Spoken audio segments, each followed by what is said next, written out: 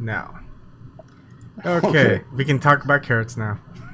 Well, the Germans couldn't figure out talk about carrots.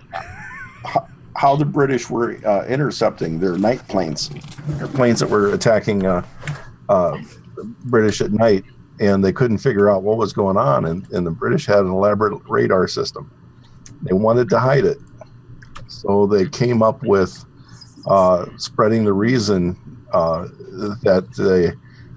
reason that our fighter pilots and whatever were dispatched so accurately was that the pilots that flew at night were given carrots, and they to back it up, they ordered any idle farmer that could to grow carrots, and they were having carrot emergencies and everything to get more carrots to the pilots because they needed to see better at night.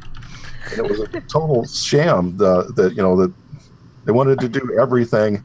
And they even got Bugs Bunny involved. They started having Bugs Bunny talk about carrots. Oh, all those. Yeah. So that's where the whole carrot thing came from?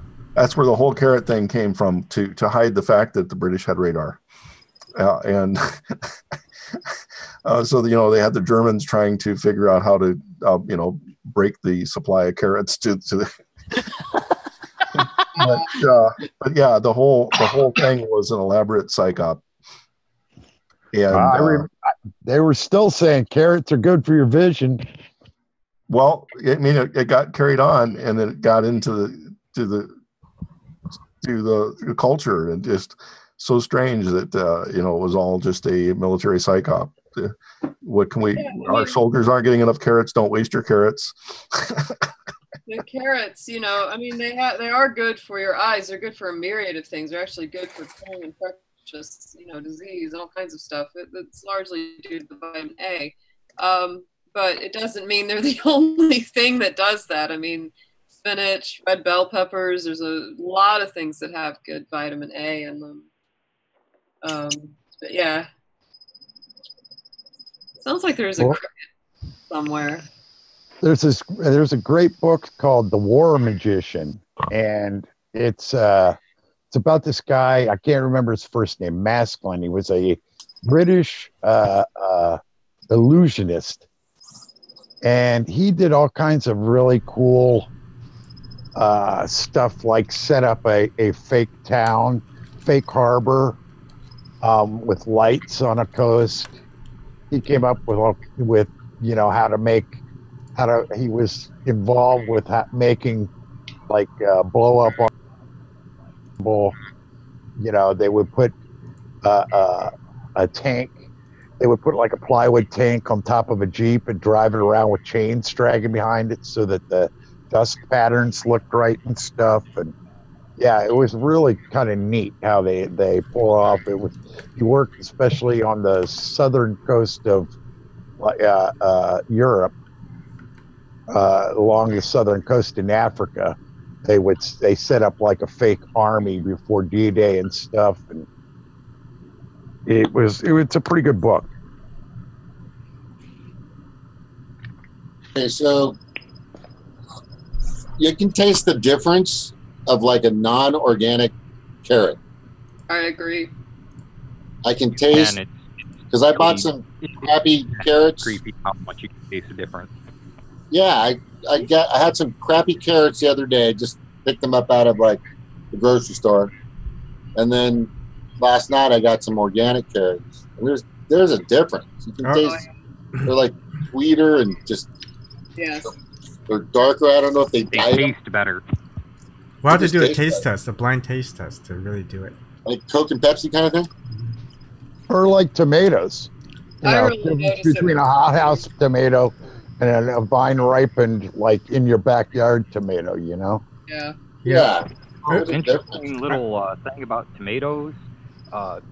Basically, I got this from a friend I work for that he does a lot of gardening stuff, but apparently he's been doing it for like 30, 40 years now. And he said the tomatoes from back then and now, like their flavors completely changed. Like now they taste like wet cardboard, and then the salt content inside them is like 15 times higher than they originally were way back then. Well, it's probably the Roundup seeds. Probably. Well, you could buy like heirloom seeds for your garden, but yeah, they're made to transport is all they care about. Yeah. Being able to pick them and transport them. They're picked green and they're sent to the stores green so that they're red when they get to the stores. And a huge difference. I grew mine in my kitchen, so I literally just turn around, pick a tomato and cook with it. And that's when they were best. Same thing with peppers. Peppers, red peppers are shipped green. Everything is shipped so undergrown that the last phase where all the flavor gets into it is lost in much of the garden or produce that is shipped long distance. But now you gotta watch your seeds you buy to grow your stuff at home because you got that Monsanto out there growing seeds. Yeah, Monsanto, Pioneer, all of them use the same techniques. Just the insanity. I used to give my kids apples. Oh, sorry, go ahead.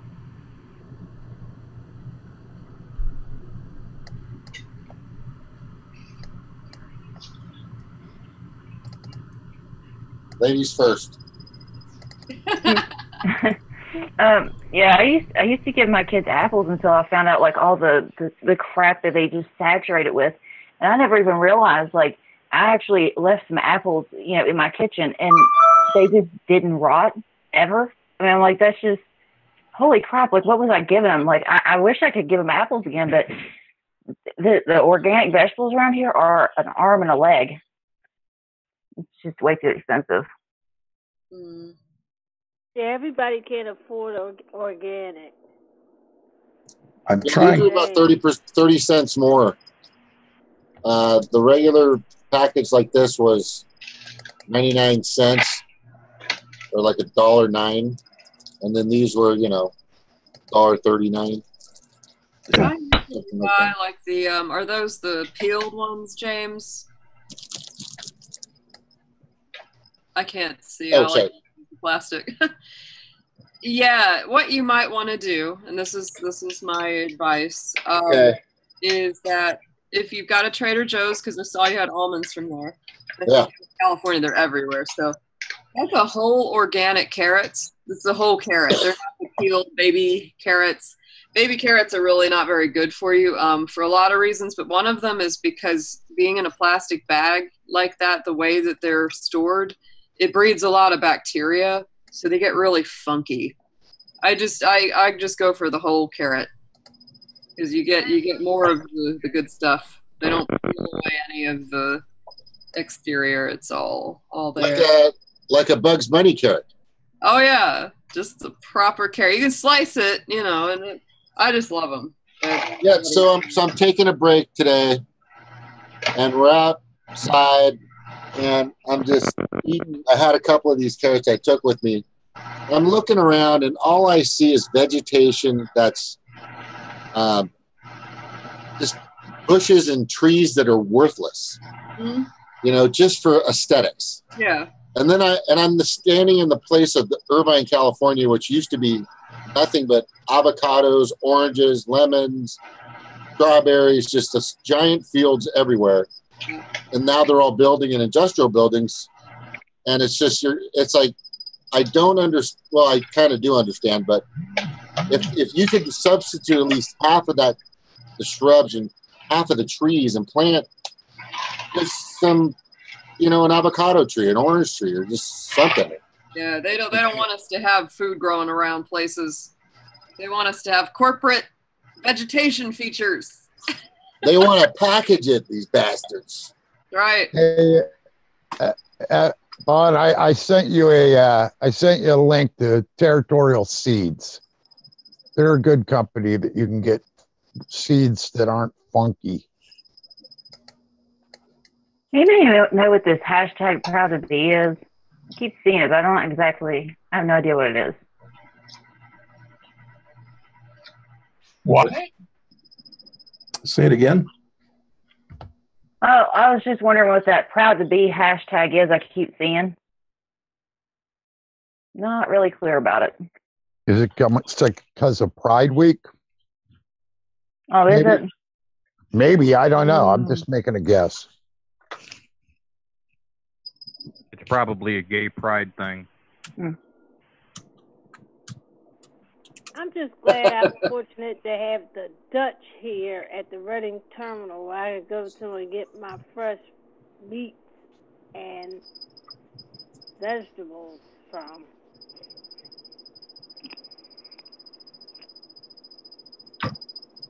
Yeah, my neighbor's pretty cool. He's got tomatoes that he grows. Well, he's got a whole garden, but he throws some tomatoes my way. That's awesome. Yeah. My old neighbor used to grow tomatoes and give me some. They were good, but the groundhog that used to be around here in the neighborhood, and I'm in the city. I gotta go do some stuff. Eric, you got the comm? Okay, thank you. Appreciate it. Yeah, well, if you can get up to, like, what is it, Lancaster or Ephrata, that's where the Green Dragon market is. And that's a great market.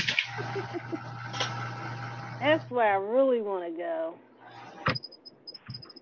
That one's like, you name it, you can buy it there. There's 1,000 places to get really good food there. Okay, so I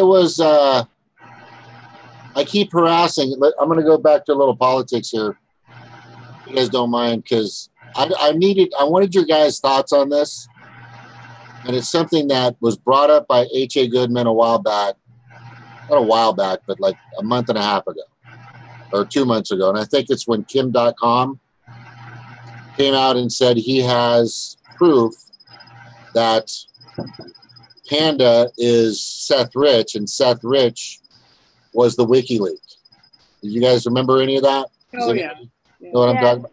Okay, so I've been harassing, and not in a bad way, but I'm reminding HA in his YouTube all the time. What's going on with Kim.com, bro? What's up? And he's not responding. He's not brought it up. And then I've also harassed Kim.com on his Twitter with some nice pictures and just throwing, hey, you milking this or what are you doing? I mean, you're not going to, for a fact you're never going to sit in front of Congress, freely, and we all know what a deposition is, so we don't get what you're trying to pull. And there's no response. So I'm asking you, do you think that Kim.com was full of shit? It's funny, actually, before all of this, I had never even heard of Kim.com. I didn't either. I'm serious. And everyone's acting like it was this famous guy that everyone should know of, and I was like, I've never heard of this dude.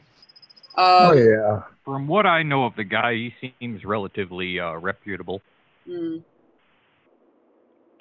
Yeah, I don't know. I mean, like, if it was me, I'd want to get that out there. I'd want, like, any kind of information, like, I just want to get that out to everybody. But, I mean, I can understand, like, where he's, I guess he's trying to do this to where he's, I don't know. So, I mean, it depends on whether or not he's reputable. But still, I think if you have information, I think you should release it.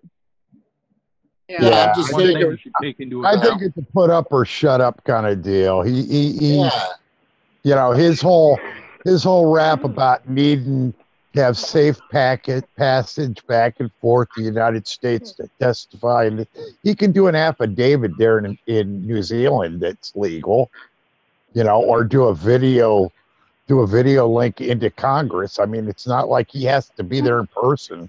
Or a deposition. It's a deposition. It's the same thing. So he's trying to pull out an anonymity because Kim.com was at download.com, and the U.S. government would like nothing more than get their hands on him. And in a civil suit. Or for copyright infringement. Right. In other words, bullshit. Don't want to find out what's going on. They ain't put out a donation, a reward for Seth Rich murder. Yeah. Anyway, I just don't see anything happening. it's just like it's a squashed lead, and the guy won't do anything, and nobody's really going after him. But when you're that popular, and you say you've got something that could change the course of time, right, on the fraud case and with Hillary, yeah, you know, you'd think everybody that has YouTube or anybody that is on YouTube doing independent news would be after this guy. I really don't understand why everybody just kind of let him go with saying a bunch of crap and doing nothing. It just doesn't make sense to me. I don't know what else you really can do. I mean, if somebody's not going to come forward on their own free will and put something out and they were promising it, I mean, there's not a heck of a lot you can do to hold their feet to the fire, but I think what it does is over time, it just diminishes their credibility. So if he comes out again, it just starts into crying wolf. It's like, well, you said you had something last time. Now, why should we believe you again? That's what it does. I think it just, you know, it takes somebody down a notch in terms of the way people perceive. Well, that's where he's at now. So if you said he's in a bubble, I think he still has, okay, if he has enough evidence to clearly show that there was a factual connection between Seth Rich and WikiLeaks from what he's saying he has, and if it's that, if the dots are that well connected, then display it. It doesn't matter if he could have it done all over Times Square. He could have it up all over. I mean, he's got the money. You can have it all over the world, send it all over YouTube, all over Facebook, all over Twitter. Yeah, that's the thing. I mean, the dude isn't living. The guy isn't like Assange or Snowden. He isn't living in sort of exile because the government's after him. He lives large, and you know, and he's protected by the laws of New Zealand. You know, he managed. Yeah. I mean, you've never seen, you know, Julian Assange leverage any of his information for safe passage or anything like that, has he?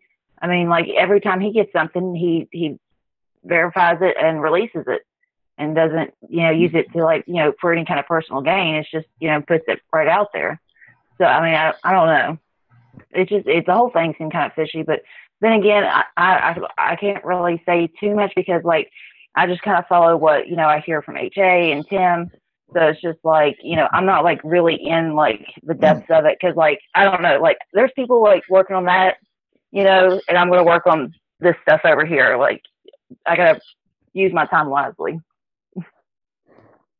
I know. I'm just thinking if I have the ability to expose anybody, if I knew there was a source that claimed they had something that substantial, and I was on the side of going after Hillary to find out the truth, or going after the DNC, I would focus my efforts towards that person, and then that would be just a piece of the process of elimination.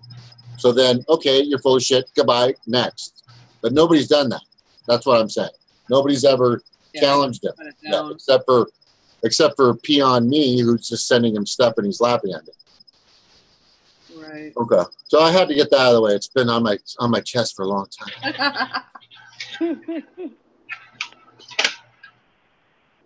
Oh, the other thing. Oh, Jamarl was, I don't know if you guys got this, but he did a segment about go ahead and let them pass Trump care.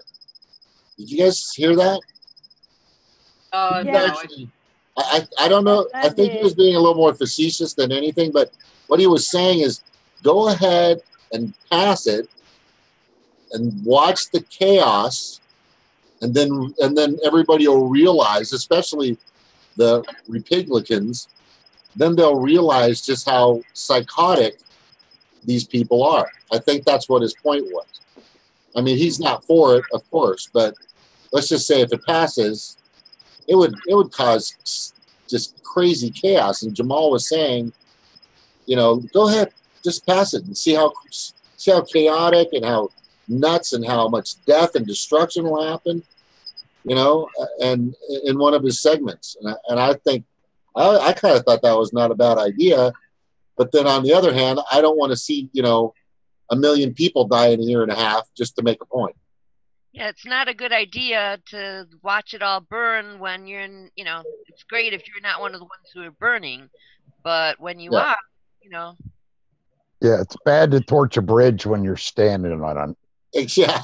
It kind of sounds like one of those, like, was it Ozymandias? I'm probably saying it wrong type things. Like, you know, some of us might die, you know, in the short term, but then, you know, we'll save, you know, twice as many people in the long term because we'll get, like, you know, all the, you know, single payer and stuff. But, like, I'm personally just like, let's not let anybody die prematurely. But, I mean, it's kind of like the same thing with Trump. It's like, we're going to vote for Trump and just, you know, sink the ship instead of voting for Hillary Clinton. But, you know, I get the idea, but it's an interesting one. But I don't like to play games with people's lives, and I don't want to take a step backwards if we can move forwards. Right. I think that this sort of, it's almost like a sort of bent logic in a way. And I can kind of understand that sort of thing where it's like, maybe people won't really embrace big sweeping universal change until they're all just crushed and suffering and realizing how wretchedly the country is, you know, has become. And in some ways that's true. I mean, look at the whole problem is that, you know, the reason that, you know, people haven't completely risen up and overturned the whole thing in one fell swoop is because we keep people just fed enough, just cared for enough. You know, there's still enough people that can still kind of sort of go to the doctor and not and completely lose their whole livelihood and We're all living on these margins, you know. There's not enough. There's pissed off people, absolutely, that can't go to the doctor. I'm one of them. Hi.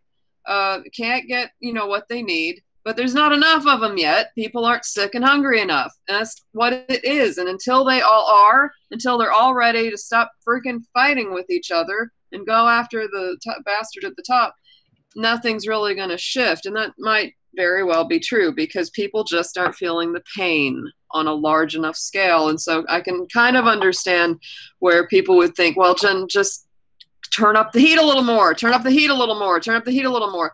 I mean, that's what happened with George Bush. He was, you know, he was so universally hated that we ended up getting Obama as the president, which nobody ever thought could happen. A guy, a mixed race dude with the middle name Hussein got to be president because people hated George W. Bush so much. I don't know, but yeah, I also agree with Stevie. It's like, why let more people hurt? That's going in the wrong direction. It's like we should be going further. We should say, well, sure, this will protect a few people, a little bit of the population, but why aren't we protecting all of the population?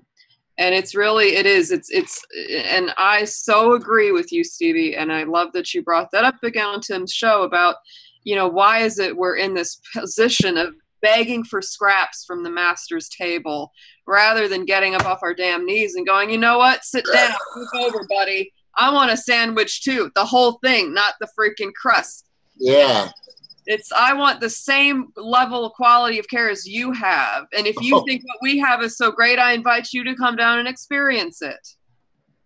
I wish more. That's my mission. I want to piss people off. They need to be pissed off. Trigger! Because, like, right now we're so expecting. Yes, we need to get people triggered because I mean, like, right now it's just like we get treated like crap, and that's the problem I see around here is everybody thinks it's normal. They think it's normal to be treated like this. They think it's what they deserve, and it's just no. We are damn good people that work damn hard, and we deserve to have some damn health care. Well, hey, seems like you guys are coming around to my point of view. Stevie, check this one out. Today, Jason Chaffetz was bitching that he thought that people in Congress and the Senate need $2,500 a month for a living expense because it's so expensive to keep a place in Utah and one in DC and good grief. Oh, don't you just feel so fucking heartbroken for what? They make $175,000 or something a year? from Congress, and they can't. He's getting ready to leave. $2,500 for a living expense.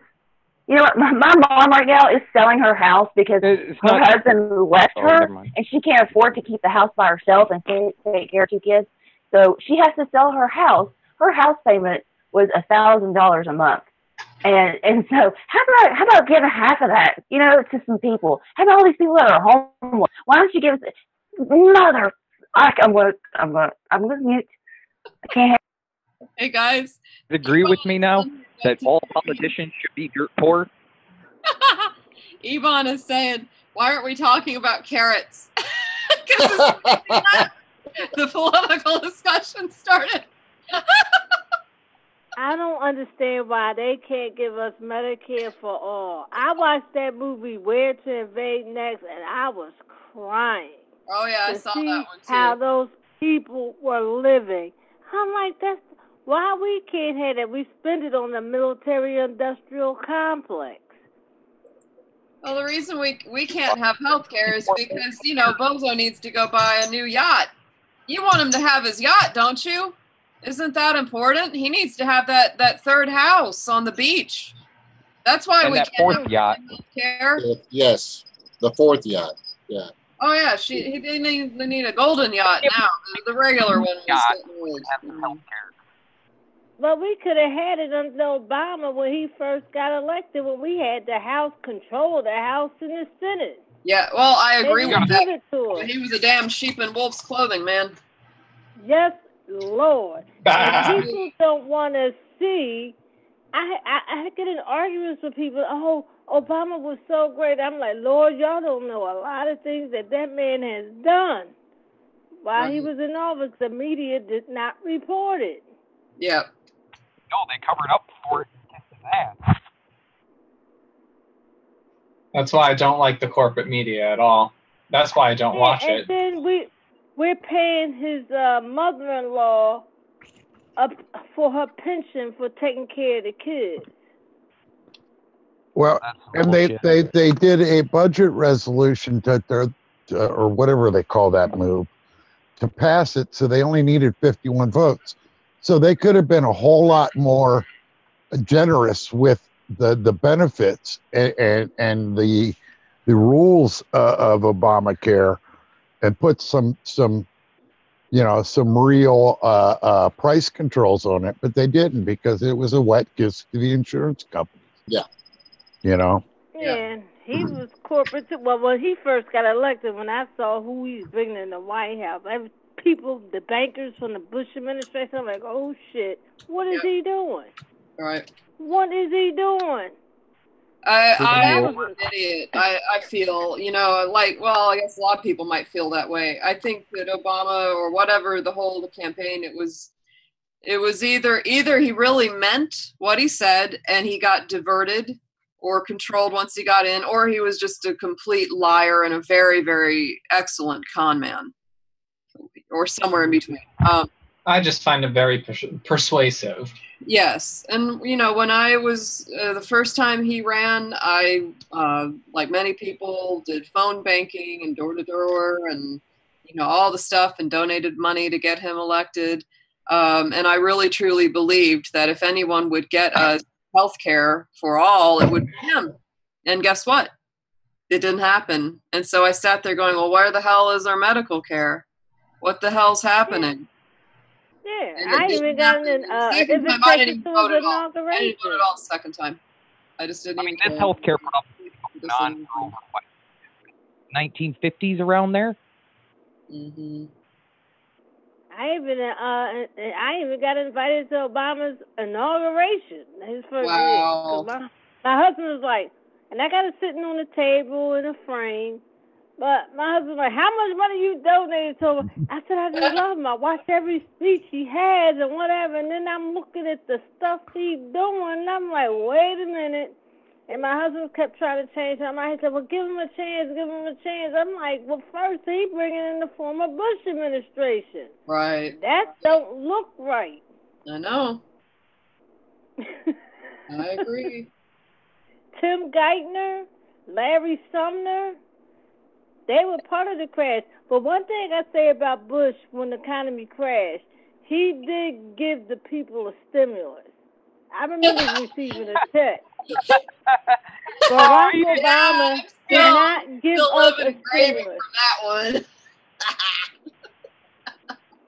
Oh, that stimulus check was a giveaway to keep everybody happy when he gave a lot more to rich people. Yep. Yeah, but still, he did give it, and what people did spend money and put it in the economy. Barack Obama ain't give us nothing. Barack Obama, his whole camp. Barack Obama. Yeah, I can hear you. Go ahead. Can you guys hear me? Kev. You're fuzzy, but yeah. He's low.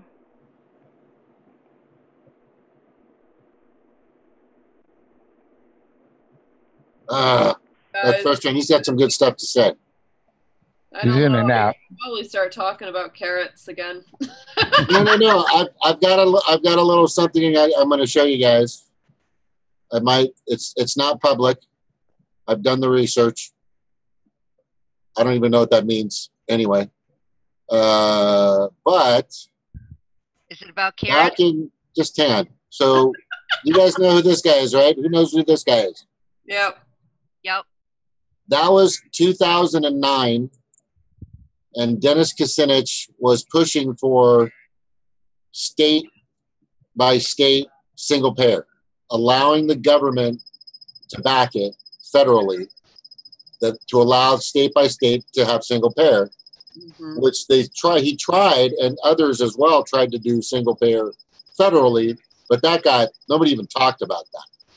But what happened to him is, and I remember, I keep trying to find the YouTube, or when he actually had a conversation, or there was something happening between him and Obama just said, no, you get nothing and like it, and just totally just swept him under the rug, and just notice you really don't hear it all from Kucinich anymore whatsoever. Well, I mean, he's gone out of the mainstream, and I think honestly, no matter how you feel about Bernie, I do believe in some ways he's trying to avoid that happening to himself. He could be the next Kucinich that just he'll get slapped. Yep. Well, Obama went and instead of beating up on Joe Lieberman and those guys, he went and beat up on he went to Ohio to beat up on Kucinich, right, to pass his plan with no public option.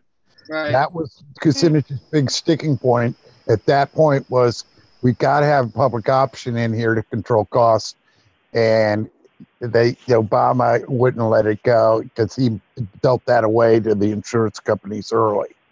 That's why single payer and a public option, single payer wasn't mentioned, and a public option was only just briefly mentioned as a maybe. And I never said I would do it during the campaign.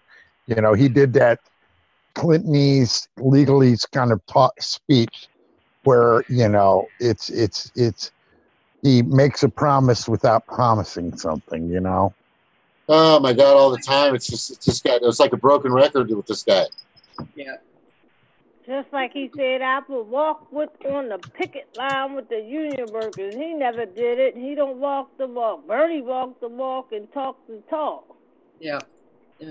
Well, I don't know, but Jimmy Carter went and built houses for poor people after he got out of his presidency, and managed to do all right. And did. All I've seen is Obama running around playing with billionaires, taking vacations since he was out. Yeah. I don't blame a president for taking a lot of quality time after they get out, but he seems to be edging towards the Barack Obama Institute or whatever it is of third way Democrat assholes, I guess. Yeah. So he's a Clinton corporate Foundation whore. 2.0. Jimmy Carter, after chemo for brain cancer, went back to helping people build houses. Mm-hmm. I know. It's awesome. He's the most compassionate president. Yeah. One of the most, besides FDR. Teaches.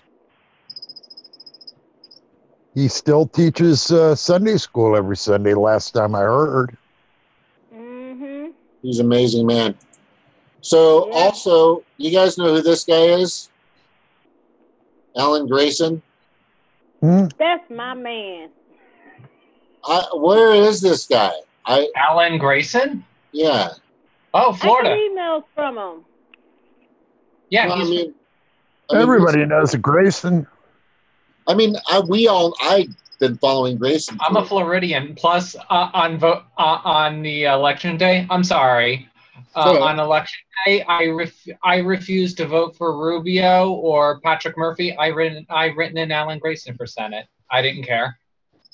Yeah, because some corporate Democrats did Alan Grayson running hit piece stories on when he was running. They don't want progressives in there. Yeah. He should run for Senate or governor for 2018 Florida. I mean, he could win. He was something else. He was the guy that said the Republicans' health care plan is basically die quick.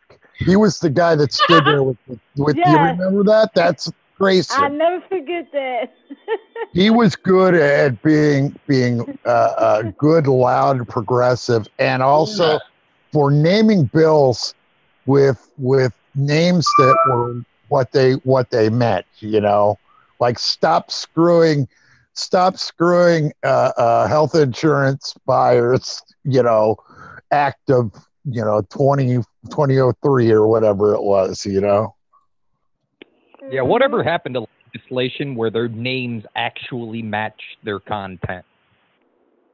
Went with the Clean Air Act this last time I heard, or what was that?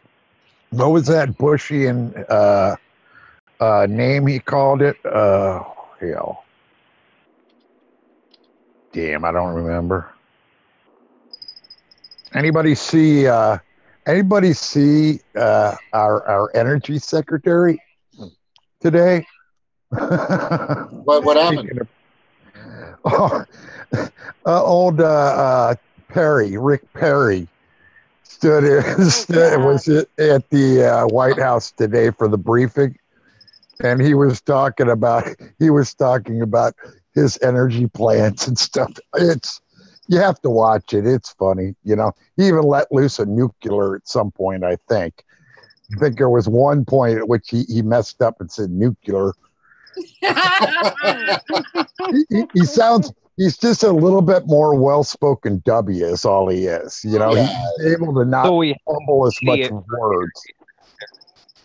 Yeah, he's the Joey of the Republican Party. That's the guy like wearing glasses to make him look good. Well, and he really, and the thing is, when Rick Perry tells me about the safety of nuclear energy, it doesn't really give me a warm, fuzzy feeling. It's not like some nuclear physicist telling me that it's safe. It's Rick fucking Perry, You dumbass. And he didn't even understand his job for that department. Yes. Energy department primarily relates to nuclear stuff. Like the plants, the waste material, the storage site. That's a big company. And I was just telling my husband today, I said, you know what, he keeps calling me a Trump supporter. I said, I'm not a Trump supporter, but I said, I am so angry with them damn Democrats because this didn't have to be. We would have had a Democrat in there, Bernie Sanders, if they didn't steal that nomination from him. I had a carrot that looked a lot like I'm sorry. Are we still on carrots?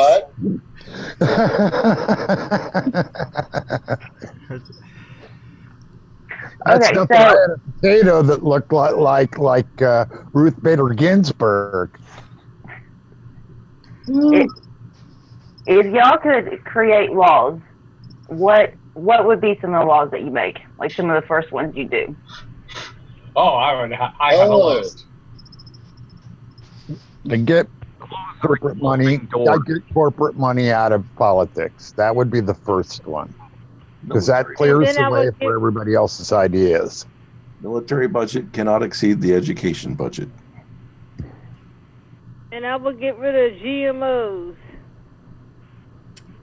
Everyone should eat carrots. Free kittens and chocolate for everyone. Laws. Carrot man. I found this great song, guys. I'll put it up on Twitter for y'all. It's there's this band I don't know if you've ever heard of called the Austin Lounge Lizards from Texas. They're a satirical bluegrass band. Oh, I love satire music. And they you would love them, Eric. You would flip for these guys. I've seen them live many times. All right, we're talking about really great one about the healthcare insurance, and it's called Pirates of the Health Caribbean. And the chorus is yo ho, go ahead and die. And it's like, I've got mine and I feel fine, so go ahead and die. And it's just, it's too much. It's too much. It's so good. Well done. Hey, you guys ever heard of this guy, Mike Rivero? No. You know, there's a lot of bands like that. When Ben was on, he sent me a couple of links to some bands that are very political, and then I watched a couple of them, and then the next thing you know, there's like 1,000 of them. There's a bunch of them. Yeah. And everybody's got a message out there. It's pretty amazing. There's more bands than you think that are very progressive and very political. Yeah. Yeah. Well, I mean, in my opinion, I don't know, maybe it's just from my perspective, but yeah, I think artists and musicians are often really sensitive to what's going on in the world. It's sort of that life imitating art, art imitating life, but yes, I think that musicians often have it. And then, of course, you know, when you've got people sitting around and they're bored and they don't have a job, I mean, you start picking up the guitar and singing. What are you going to do? Yeah. Like that I don't have a job song. Right? Right. That sucks. I'm not joking about that because that's bad. Yeah. There's so many people. It's insane. I like the Mortal Technique, Rich Man's World. Mm. You should write a song, Ariel. I've got lots of songs, hon. All right. Yeah, I mean, do you have like a song, like a contemporary, like around in regards to what's going on around now, or? Not really. I mean, I do in some ways. I don't know. I wrote this song on my last album, Verticordia. It's called Song for the Times, and it's not really what I would call a political song, but it kind of talks about the pain that other people feel and letting people know that they're not alone. It's that kind of overall message, I guess. You know, I don't know if I'd necessarily sit down and write songs that are about politics. Just as in the same way that I don't really like to sit around and write songs about failed relationships, because I think it just comes off really whiny. And then you got to add like a truck. Song. Yeah, you got to put a truck and beer. Katy Perry. In the lyrics, there has to be truck and beer, right? I do know the Parting Glass Cat. I've got that one. I usually play it on the harp and sing it. It's a nice song. Okay, so you know, it's we talk about a lot of crazy shit that happens, and before you came on, we were talking about laws or bills that would be passed. It was Stevie's whatever her name is, Stevie's idea. That if you have an idea for a law, what would it be? And Broken was get money out of politics. Snork was no, the defense budget shouldn't go further than the education budget. Somebody said we should have chocolate cake or something. Kittens and chocolate. Yeah, there you go. I mean, chocolate covered carrots. I'm just kidding. My rule is no anything that has to deal with our public leaders when they're designing or working. We should be able to watch what they're doing. No more backroom deals. No more golf course deals. Transparency. No more strip club deals. Yeah, transparency. You know? That's what you're no more talking about. giving themselves raises. Yeah, there you go. How about they have to clock in and out of work? Get a fucking punch card. Give them actual punch card. No shit. So we can see exactly how many fucking hours they're working. They're nothing. And what they're doing. I think you know what? I mean, there's just some major essential things that should be handled. Yeah, we can hear you. But you're breaking up and you're faint. Make out what I'm saying right now. Yes. Sorta. In and out, but yeah. Just go ahead. Okay, I was going to say for my law, he recommended a punch card in hours form. Well, I recommend a special minimum wage of $4.26. That's even better. That's it. They need to be in the fucking courthouse. It's them being rich motherfuckers that's causing all this shit. They have no empathy for anybody else. They're in a fucking ivory tower, and they need to have their tower knocked down. Oh, yeah. They are a bunch of selfish cowards. It's the brat. That's why I recommend it to your house with mobs. They're cowards. They will fucking just run in fear. They're soft, man. They're too soft. It's generations of wealth, and they think that, you know, if they only have 2 mansions, that, you know, they're slumming it. You know, it's just they're too soft and they're too wealthy. They gotta get rid of that wealth. Yeah. I mean, you saw it on what was it, Enron, where that, you know, there were several of them that didn't they kill themselves? They'd rather kill themselves than live like us. Like, they just think it's that awful. I mean, it is pretty bad, but I mean, they would never live like us. You go back to the Great Depression, when people found out that they lost all their money, they were throwing themselves off of skyscrapers. I mean, that's for people that have. I wish I was there back then. That way, I could have pulled out chairs, got popcorn, and watched. And Bush's best friend went to prison behind that crash. But as far as rules I would pass or laws that I would try to make, I think the big ones, of course, would be that we need to have universal health care for all people that can never be taken away, irregardless of job, status, whatever it is, irregardless of what's wrong with you. That's it. And then, of course, to back it up, it's making a law that the wealthy pay a fair percentage of their money into the system, and that's going to jumpstart the healthcare that's going to help everyone. You got to implement the estate tax again, because that's what's really killing us, is because they're able to acquire all of this wealth and then transfer it to other people and then consolidate more and more. So we got to get that estate tax back in. And the other thing you got to have is give them a median income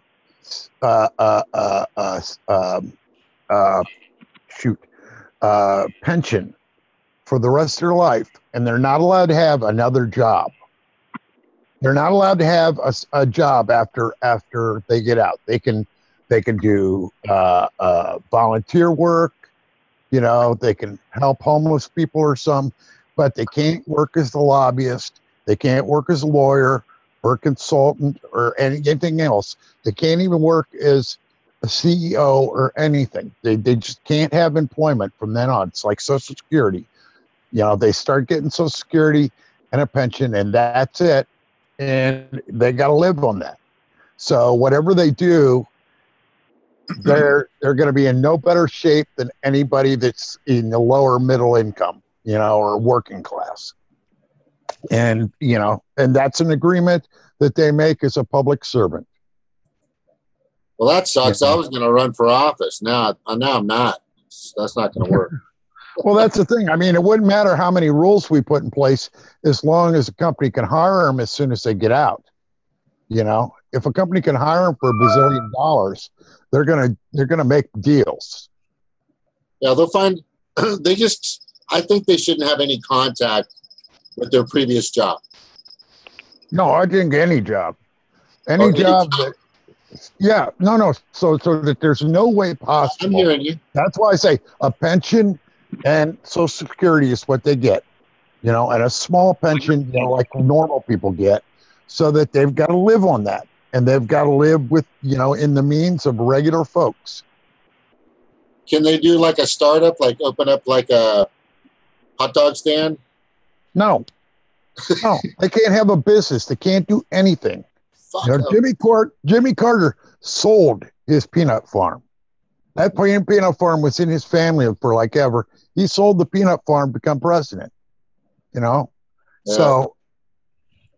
Yeah, and that's what we're seeing right now with my governor. He owns everything, and he's having the budget tailored to make himself richer because, being a billionaire just isn't enough. And it's sick. I can't imagine trying to swindle poor people, some of the poorest people, out of more money because you need to be a trillionaire. It's insane. Mm-hmm. Who's your governor? Jim Justice. He's a Trump knockoff. He's like Fruitios to the Fruit Loops.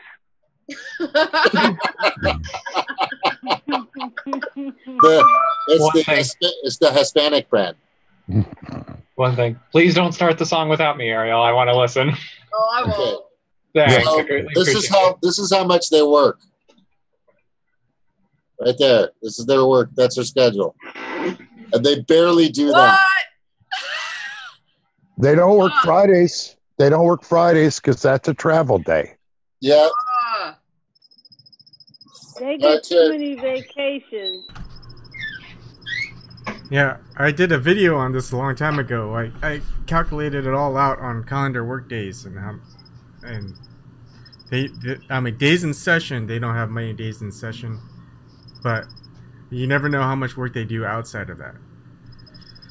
But it's not I actually heard on NPR where they were talking about how we need to work 6 days a week and something like 60 hours or something, or it was crazy. They were talking about we need to work more when there's already people that don't have jobs, and then the people that do have jobs are busting their asses.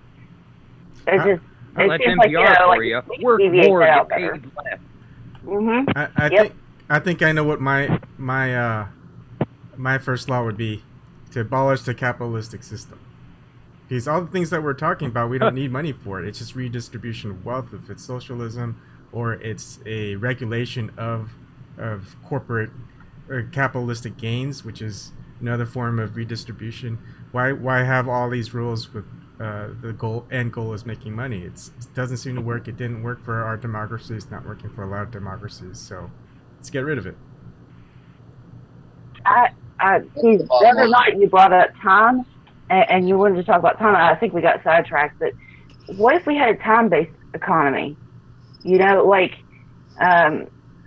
it's kind of hard to explain, but maybe I'll go into it later. I don't want to take up too much time. So that's what this is for. Like the more time that you spend, like because we need doctors, there's certain services that we need, and so if you take the time to go through the school and to do all this stuff, we provide services to where you don't have to cook, or you don't have to, you have, people that will mow your lawn. But if you want to, basically live off the grid and live and take care of your own self and raise your own food, then, that's time that you have to take to do that. So if you don't do these other things, you have to use your time for that. Yeah. I don't know. I mean, I haven't thought planned it out exactly, but because that's the big problem we're having.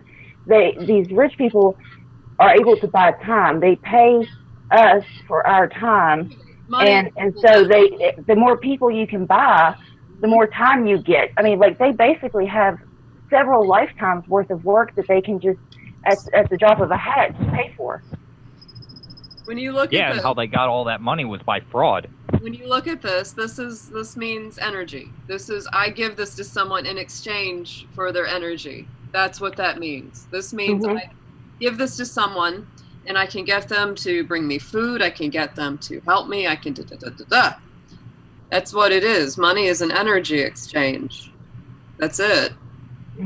And you've probably heard the story of the $10,000, or was it the 10,000 mile Caesar salad, you know, and how much energy we put way more. Greg can explain this so much better than I can, because he works in the world of finance. We have 314. Do you want to say hello? Hey, how y'all doing? All right, who is this? It's Don Bay It's Don Bay. Oh, okay. Hey, Don Bay. Oh, hey. How's it going? Hey, heard you earlier on Tim. Yeah. Yeah. My words got kind of mixed up. I wasn't really trying to demonize nobody, you know, because I know a lot of people go through some stuff. So I just thought I'd just clear that. I don't want nobody to think that I'm, you know, got some issues with his stance or anything. It wasn't nothing like that. It was just based on really just what, you know, conversations I had with some of those workers that work at my job and some of the American employees. So it just wasn't my perspective. It was a perspective that I received from a lot of other people. Okay. Yeah. Yeah. We all get angry, and sometimes the words don't come out right. So I think everybody's pretty understanding. It wasn't like you were a first-time caller, so everybody kind of digs it's a misspeak or whatever. So yeah. No, it wasn't nothing like that or anything. Because some of them are really good workers, but you know, I guess what they say is pros and cons to everything. My whole issue was more like, you know, it's like they were getting first dibs at jobs that Americans should have, but they didn't even give Americans an opportunity to even apply for the jobs. They just gave it to them. And then on top of that, it's like it's American workers that do the same stuff they do, but, you know, if certain people at our jobs, when it rains and stuff, snows or anything, they don't work, but the HB1 visa workers, even if they don't work, they guaranteed a certain salary. And I think stuff like that is not right. Yeah. You know, I get where you're coming from. Yeah, they do that here. It's like, yeah. It's like whenever the news shows and they say these are jobs Americans don't want to do, and they always show carpenter. And it's like, no, wait a second. I know lots of guys that'll do it, you know? I do. I've done carpentry. I have done something. I know damn well that people like that job. Yeah, and well, we all know why it's that way. And it's because they could use and abuse, undocumented workers and make them basically work for nothing or a little bit of nothing. It's a wage suppression. Framing houses and yeah, exactly. And it was, you know, and it's they're perfectly happy to do it.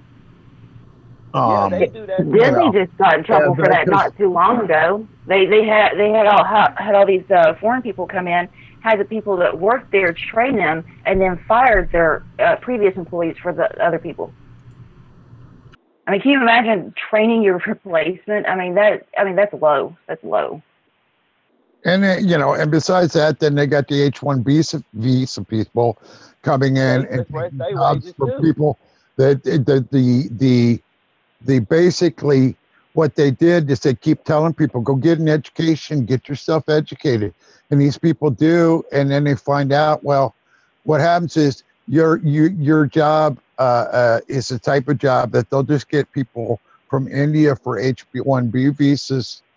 And because, India has an incredible, school system as far as what the hell am I thinking of? Math and science goes. So they've got a basis for it, and they work that system, and they were having a real problem with all these people that wrote code and stuff like that in Silicon Valley and in the Northwest, that they were bringing in these people, and they were claiming because they couldn't find, there weren't any job applicants, and that was bullshit, you know. Yeah, I mean, it's just another example of them pitting us against each other, because a lot of times, you know, in these other kinds. Oh, sorry, go ahead. You go ahead. No, yeah, I just wanted to get my thought out before I get cut off again by my phone. What I wanted to say to Don is that I got where he was coming from with the visa workers, because basically, okay, what do we have? Like, if you look at like the real unemployment rate, you know, not the one they adjust and remove people from, we probably are sitting somewhere around 10%-ish, maybe 15, so 32, 34 million, a little above that. Yeah. A portion of those are probably older people and things like that, people that are retired and all that, but a good chunk of people that can, you know, can genuinely not find work. What I was getting at is, though, that we have that unemployment and they're bringing in visa workers. What the hell? That makes no.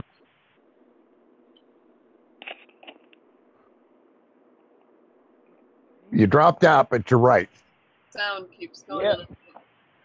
Yeah. Can you hear me now? Yeah. Now you can hear you. Okay, I don't know what's going on my end. Yeah, that what they do is like they because I look at it more like, you know, they spend a lot more. They got to pay money for those visas. They pay money to like for the housing the company does. And I look at that like they could be more money paid to the employees or hire more people. I see people in my community, and I know people that would do that job at a decent wage. I make a pretty good wage for what I do, but, you know, I just feel like that money should be given to Americans first. And it's really not an It's really not an nothing attack. to do with. It's literally an attack. And it's a way to suppress wages for everybody in the United States by flooding the country with immigrants. Yep. All right, and literally they're intentionally doing it because they're paying for the shit. They don't care if they pay more to do it that way if it attacks everybody that lives here. Yep. Because those visa workers that come in don't have a right to vote. They don't have any rights, period. Now, if we cut off the money supply to people that actually have rights in this, then they. Because when I talk to like some of the Mexicans at my job, and I ask them, I was like, well, if it's so bad down there, you know, and some of them do come from some really poor communities. It is but pretty I bad asked them, down like, there. well, I asked them, I said, why you don't want to just try to get your citizenship and just live here, or at least won't y'all rise up, you know, and fight back? You know, that's what we trying to do here, and it's like they have no interest in doing. They don't want no part of America, but they have no interest in making things better at home neither. And that kind of irritate me because I see people struggling all the time. I'm struggling. Well, they were in a lot better shape before NAFTA because we destroyed their corn market, and there was a zillion little farmers and stuff, and they had lots of little jobs that were connected to that, and they lost them to big agriculture in the United States. And the thing is, big agriculture is the reason why, or agriculture period, is the reason why we've always had an influx of seasonal workers, and they didn't treat the Okies any better than they treat the Hispanic people coming into California.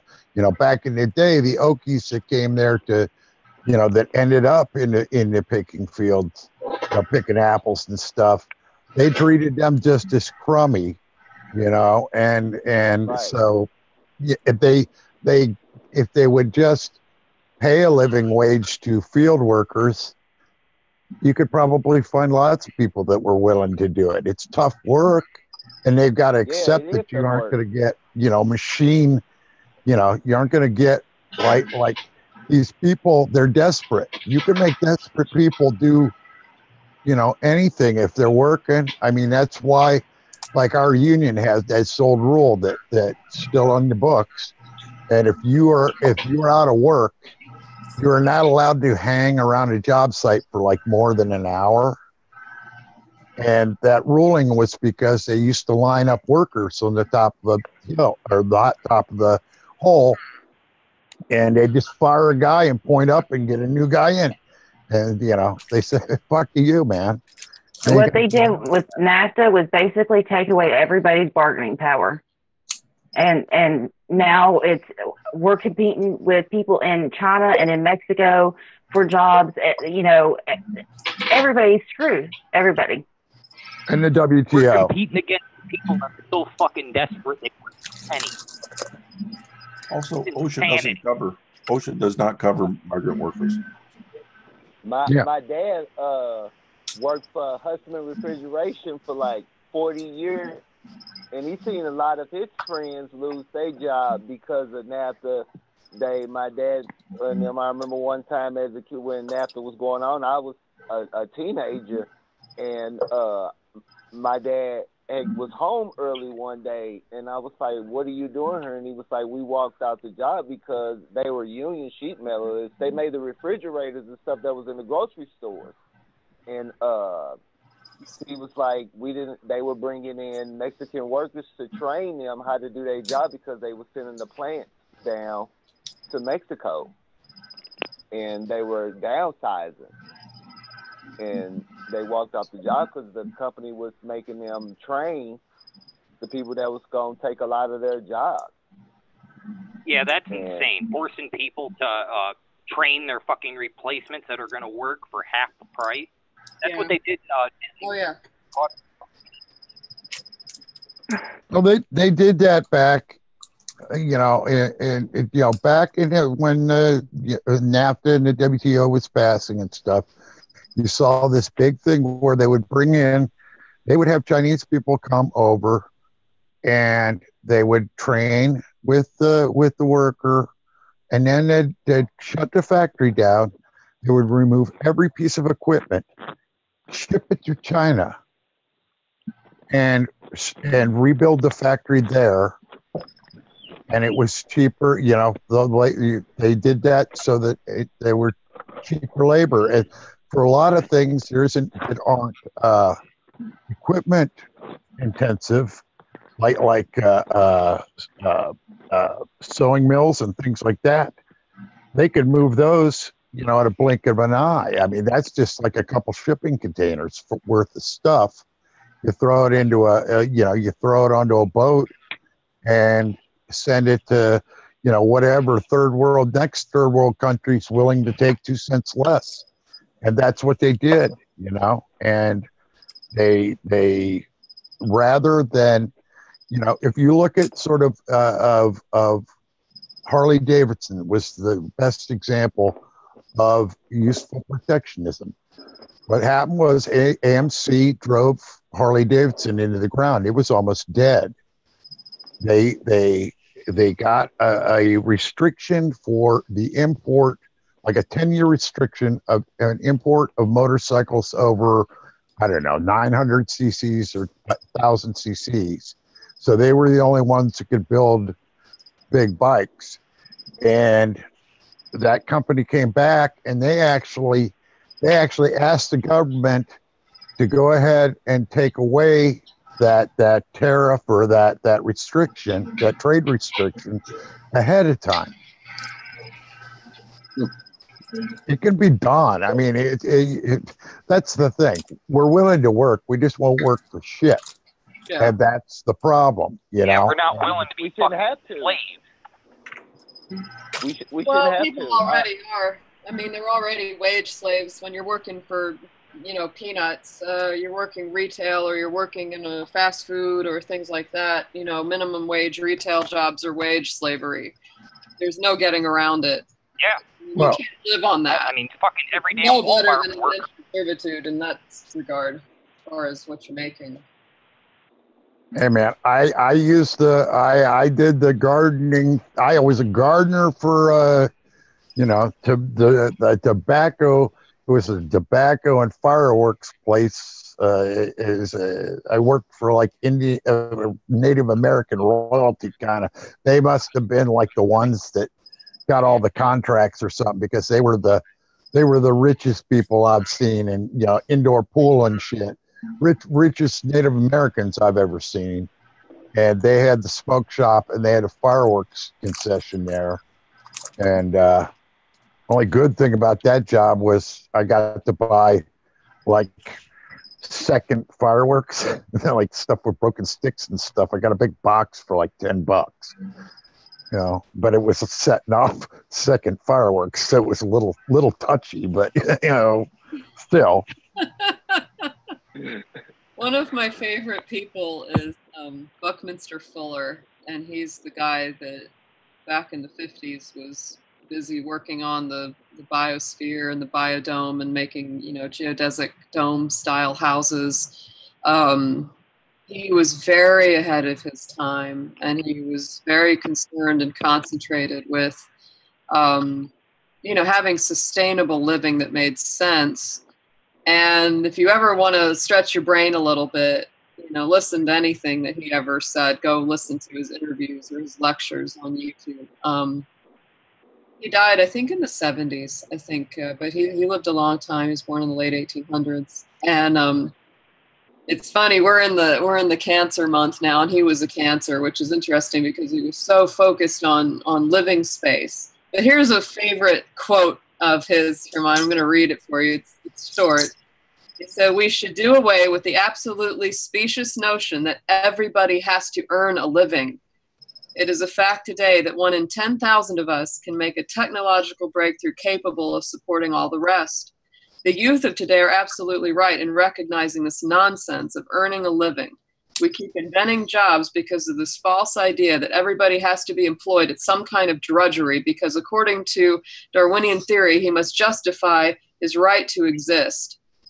So we have inspectors of inspectors and people making instruments for inspectors to inspect other inspectors. The true business of people should be to go back to school and think about whatever it was they were thinking about before somebody came along and told them they had to earn a living." Well, that's been my argument for single-payer health care and a better safety net. Because if we just had that, people would go and people would take more chances with starting their own little businesses and doing things they really love. If people had a basic floor that they couldn't fall below. Speaking my language, man. You're speaking my language. Yeah, I mean, it would be pretty, that isn't like some dream world. And I mean, you look at, let's put it this way. You look at, I can't remember, it used to be, it was like a meme there for a while, but it's like Denmark or something. They pay like, a McDonald's worker makes $27 an hour or something. You know, it's an immense amount of money as compared to here. And burger's the same price. Yeah. So what's the KPOS? Why can't we pay the guy at McDonald's, which is a really shitty fucking job? Yeah. You know, working fast food is a shitty job that most people wouldn't want to do. You're up and moving the entire shift. You know, it's not. You smell like shitty food when you go home. Right. Yeah. You don't want to eat anything that even resembles anything they make. You know, I've done my fair share of crappy jobs. I picked eggs when I was a kid, you know, and did all kinds of stuff like that, you know, and it's not like work to me is kind of just work.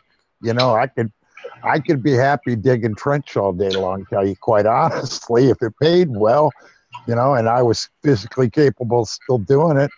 There's nothing like running a shovel all day and make me happy, you know. This is brainless work. You can think all day, you know, and if you watch a person that runs a shovel, it's all in it. Just, you don't lift that shovel any higher than you need to get it out of the hole, and you don't, you know. I was fast too. Here's the thing, guys. People talk about $15 an hour minimum wage, but if you work 50 hours, $15 a week, that's only $600 a week before taxes. Times 4. Well, that's only $2,400. I make more than that in a month playing around on eBay, okay? This is 40 hours of hard work, minimum wage work. But you got to think, you'd be raising the bottom floor. All right, that would have. It's not to say don't do it. I'm just saying it really isn't enough. Even with 15 an hour, still isn't really enough to keep up with. An average minimum wage across the nation would be about $17.26, and that's not completely accurate because some places are cheaper to live than others. You know, like That's California true. would probably be. That's true. And like Michigan in the suburbs. Yeah, you couldn't live in New York City for that. Live pretty decently. But that's why the minimum wage should be a living wage in New York City. Mm-hmm. And that way, people that live in West Virginia or whatever are making, even if it's cheap to live somewhere, and that West Virginia isn't necessarily cheap to live because nothing's easy to get to or any of that, but places that are cheap to live, at least those people then are getting, you know, their communities are getting built up. Their kids can go to college and do things that, you know, beyond, and there's a reason then to move to areas that are cheaper to live. And like the cost of living here. Good. Yeah. What if it was like say $22.50 across the board every state, but depending on where you live, say if you live here in Missouri, it's cheaper than where it is to live in New York, but the minimum base of income is a certain amount. The minimum wage is $22.50 if you live in New York or Missouri. But since you live in New York, your minimum wage probably be 25 or 27. Because I feel anything under $20 an hour at a minimum wage, you can't survive. You just can't. And the thing is, if you had a minimum wage like that, people would move to Flint, Michigan, and start a small business because they could afford to live cheaply. They know that the local economy would be a little bit overstimulated because the money coming into there would buy more, and they'd be able to use that money to sort of build up their communities. I mean, I think it's I really think that if you have an across the board, you know, San Francisco, New York, whatever the most expensive place to live is, and use that as your rate, then you're in better shape for helping these areas of the country that have been decimated. You know, the Rust Belt, everywhere where where housing prices have fallen through the floor. You know, where you could start a business and earn, you know, nothing or near minimum wage yourself while you're building it up, and pay people minimum wage and still end up having a thing. Go ahead. Yeah. Well, guys, it's getting late. I'm going to leave now. Night, Cheryl. Night, Shirley. Good night. Night, Shirley. Take care. Later. I think Kevin's wanting to say something. So since 1973, minimum wage, well, I think since World War II, or minimum wage has kind of been moving up accordingly, according to the cost of living. You know, in a pretty good in a nice structural way, I guess. But since 1973, it's declined. I mean, the cost of living has gone up. Wage inequality is just at 300 or 400%, and then we just, you know, haven't had a raise. So the thing about Seattle is they're at $15, and they're doing great. I mean, they're setting the example when the whole country should be doing the same thing. Yeah, I know the governor here tried to tell me that we might lose jobs over $15 an hour, but it's just like, yeah, really, what jobs are we going to lose?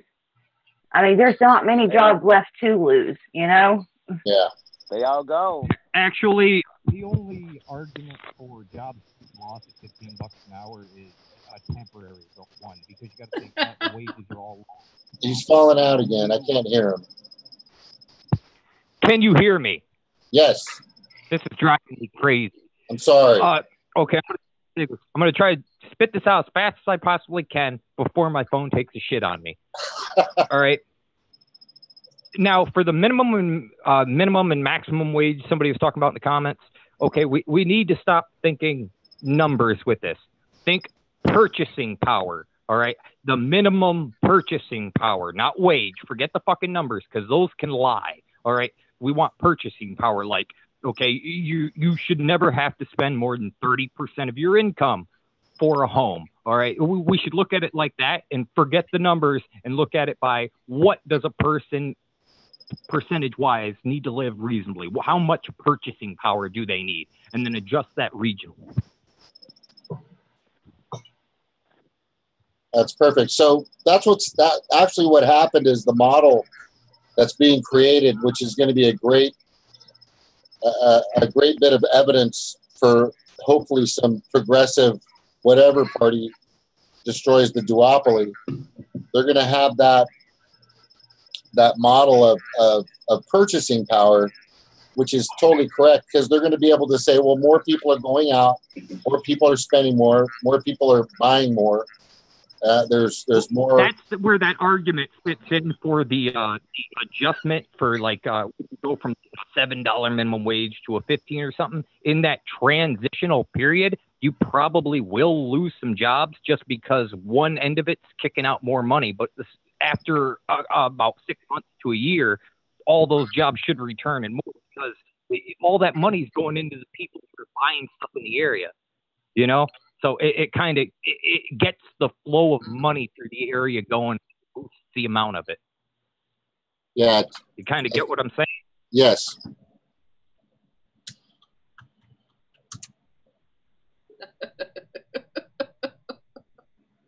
And we heard you, which is that's double. Great.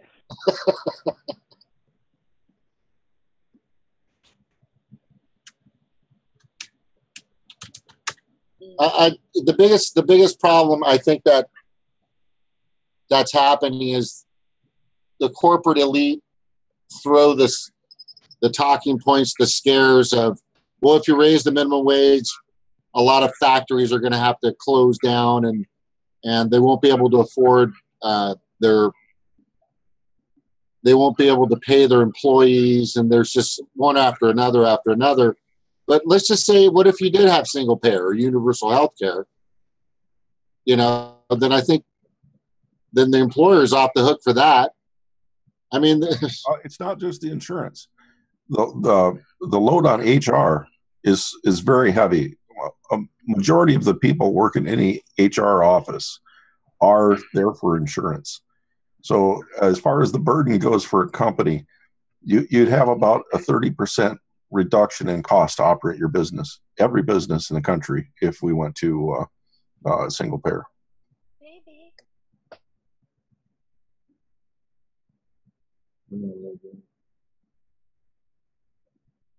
I knew it was too.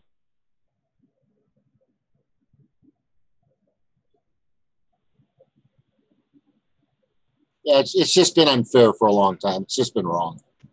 You know, when you have CEOs making 400 to 500 times more than, you know, the guy in the trenches. I mean, I used to be a steel worker for a year and a half or 2 years, and now I don't know if anybody knows what a steel worker is, but I know Broken knows. And it's, you know, it's they call it hump and iron, and I was a punker, so I was just doing a lot of labor work, and then soon I was tying and pulling steel through, I forgot the name, but anyway, that was serious work. But I almost did it long enough to where I was going to be in the union, and the union guys were making good money, and I still got a buddy that's in the union, and he's doing pretty good, but the unions, he said, now are kind of wishy-washy.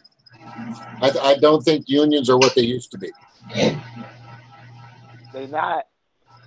Like part of the company I work for, we do a lot of like landscaping, personal gardening stuff. I mean, we make things look real pretty. And it's a lot of guys in my job, and when I talk to the guys in the construction field, you know, they have all they little in Missouri. They passed right to work, and a lot of union guys got pissed off.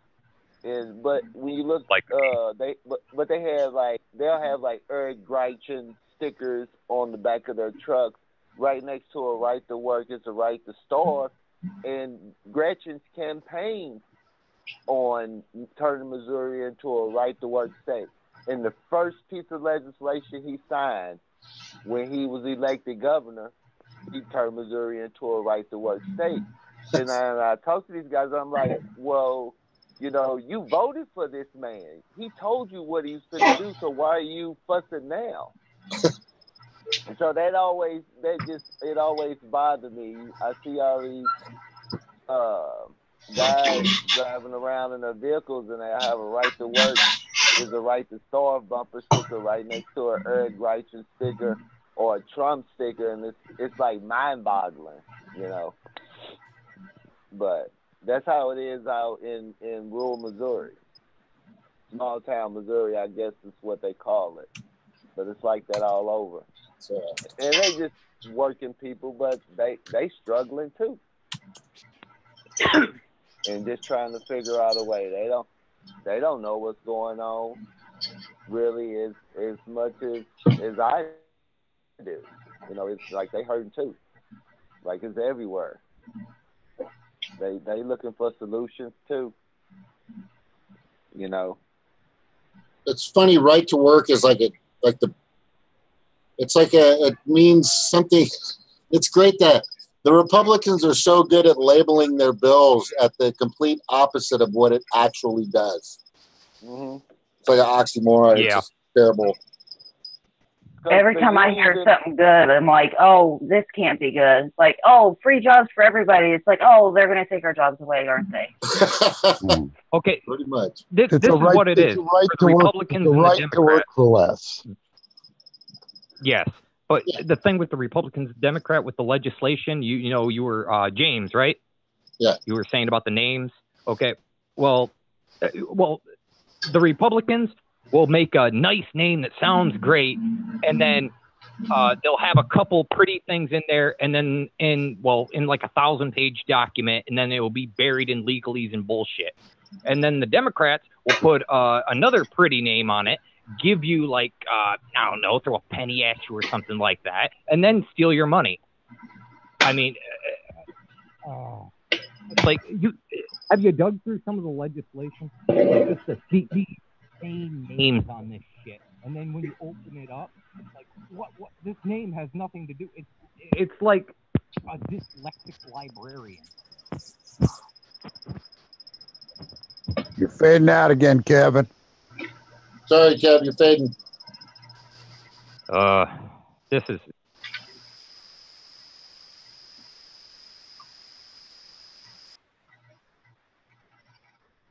Can you hear me now? Yeah, it only fades when you talk. Only fades when I talk. Oh, that's great. That's the only time I need it. What did you say? It was quieter than the next or the last. Now Zork's fading out. I think it's something to do when more than. It might be more than just your phone. It could be this system, but there's like a few people that I know I can always hear. Definitely Broken, definitely Ariel, Zork most of the time, Erik for sure, Ebon totally, Elios, whoever else comes on, but it's the phone lines that I think don't pick up properly. I think it's the phone lines that don't pick up all that well. Or try maybe a set, maybe like a headphone set with the mic, because I think that helps too. I think that helps because I think part of it is because as soon as it works until you're like, as soon as you drop off, it's like one of those mics on a tape recorder kind of thing. It works as a voice activated kind of thing. That's what it sounds like when you're speaking. Yeah. Kevin disappeared totally. What do you got now? What do you got now, Ariel? Frustrated. I saw you lifting up something in a blanket. She's practicing. I'm messing around. That's a baron. It's an Irish drum. On the frame. Oh! It looked like a blanket that you picked up. I put a scarf over it because it's really loud if you play it without it. And I'm in the house, so I don't want to like blast everyone out. You know that. I'm singing the rabbit song, the rabbit dance with that one. That's funny. Well, I'm okay with the song. Oh, let's do I'm it. about ready for one. Yeah, I'm ready. I got to turn my mic off, and then I'll turn up my sound on my other thing while I go get my dog. I don't know if YouTube will tear the thing down for this. I would hope not, because I'm friends with the guy that wrote it. Yeah, fucking YouTube and their copyright striking bastards. It's dumb. Bastards. That's dumb. This is It's all corporate censorship, and it's to tell the truth, it's pretty fucking stupid. Yeah, we know that. And plus, censorship is just for pussies. Yeah, it's lame. This is one of my favorite songs of all time. I think I heard it first when I was 17 years old, and I never forgot it. This lady from Ireland sang it at a show that I was at, and I was just like, that's one of the best songs I've ever heard. And I ended up meeting the guy, Tommy Sands, that wrote it, and he's from North Ireland. I believe he's from North Ireland. I know he's Irish. I don't know if he's from the North. But it's about North Ireland. It's about the all the back and forth and all the fighting between Protestants and Catholics. And I think it's extremely Irish Catholic, well, former Catholic. Yeah, I mean, it to me is Jewish. It's a song that really transcends just that particular time and space, because I think it's a long argument between people, no matter whether it's about religion, race, etc., class, and it's a favorite of mine. I love it. All right, I'm here. I'm not going away. I'm listening.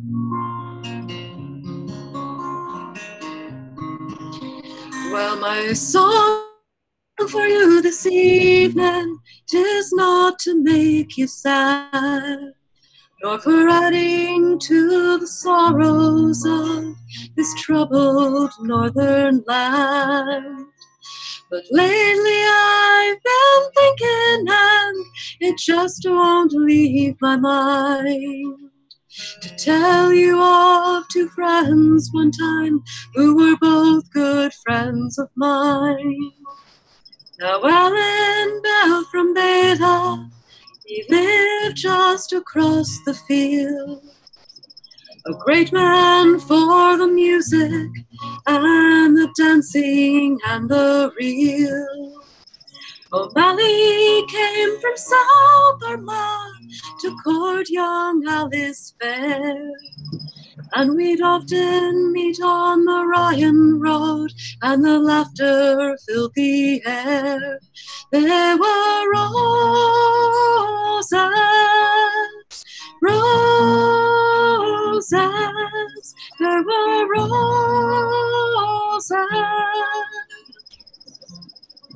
and the tears of the people ran together.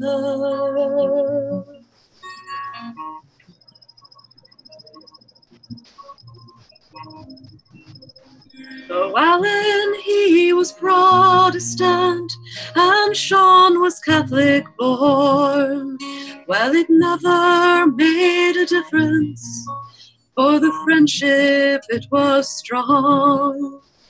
Sometimes in the evening when we heard the sound of drums, we said it never will divide us, we will always be as one. For the ground our fathers plowed in, the soil it is the same, and the places where we say our prayers, they've just got different names. We talked about the friends who died, we hoped there'd be no more. It was little then we realized the tragedy in store. There were roses, roses, there were roses,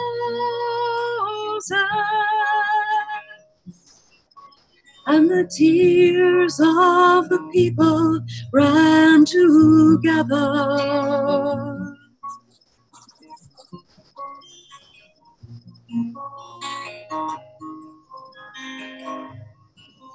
Well, fear it gripped the countryside. There was fear in every home.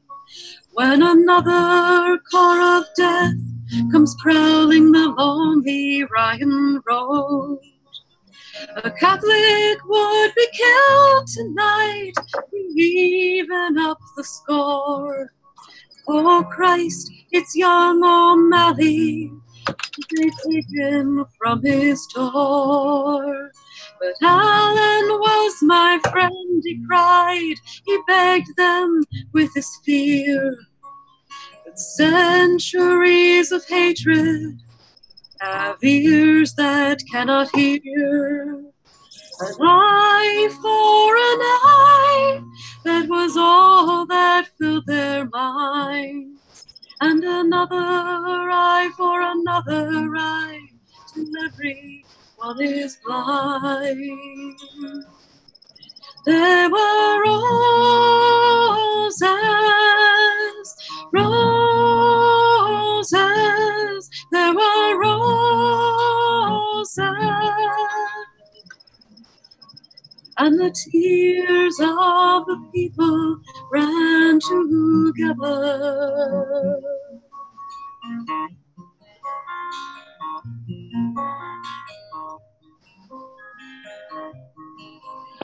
My song for you this evening, it's not to make you sad, nor for adding to the sorrows of this troubled northern land.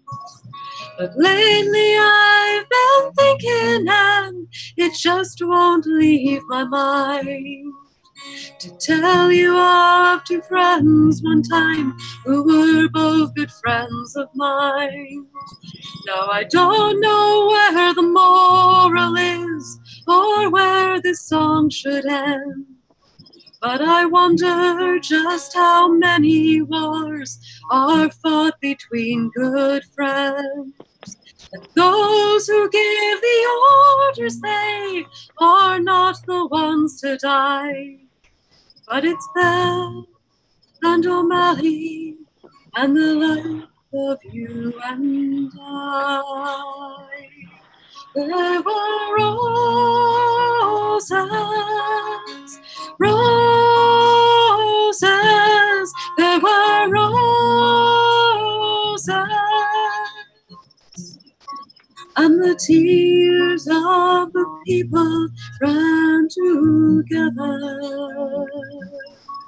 And the tears of the people ran together.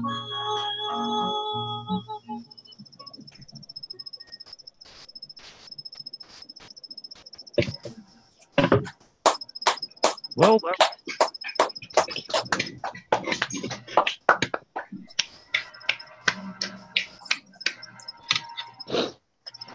amazing. I like that one. I like that was one. really good. Did you wrote Good that? choice. Good job. Beautiful. Good choice. Hey, check out my hat. I asked my wife to bring me back a hat. She found me a cool one, man, in the Muslim Quarter. That's pretty awesome. Yeah, I could feel the Sharia just sinking into my head.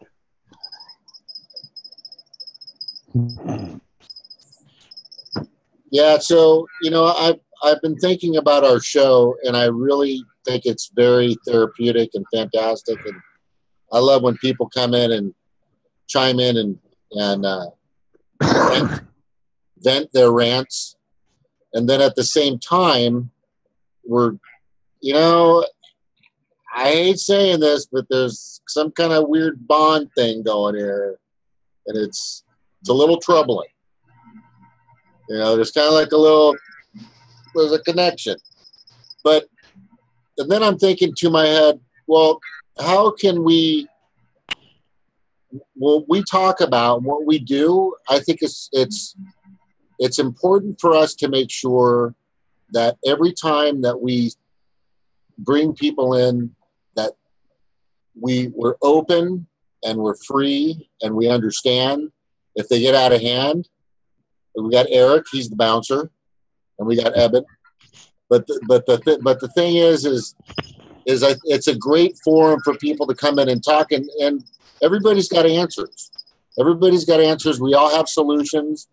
I like Broken's answer at the end of a term or a few terms in Congress. You have to become a slave, which I think is perfect for Congress. And everybody has solutions, and I think when we talk, we have some good solutions.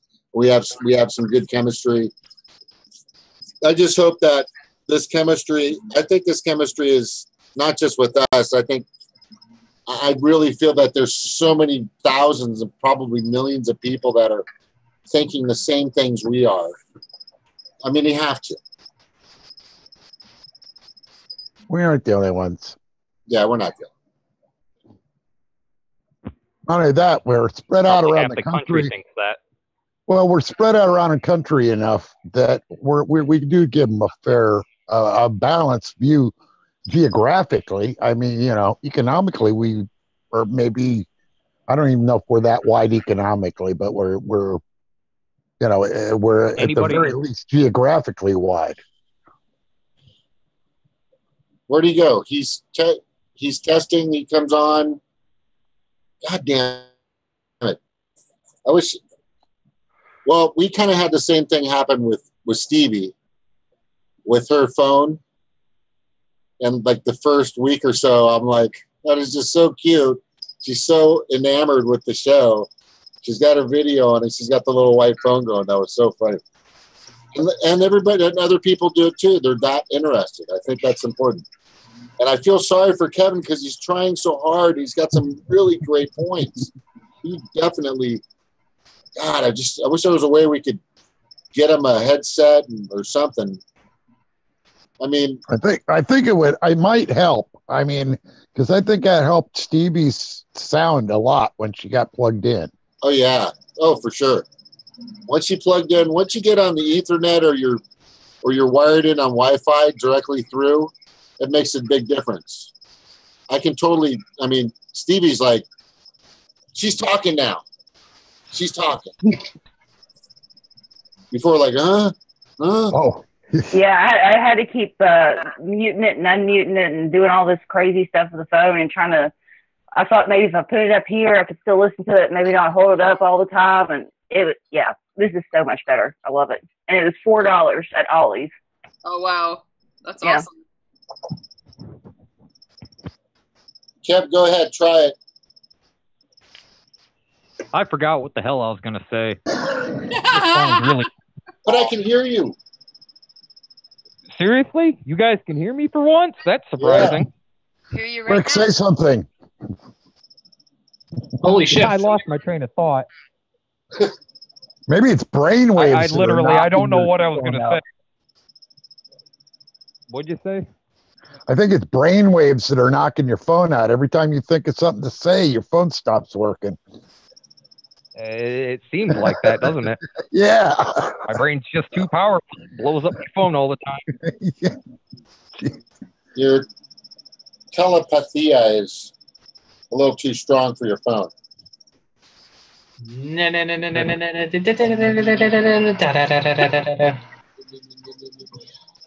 have Bionic Man sound effects.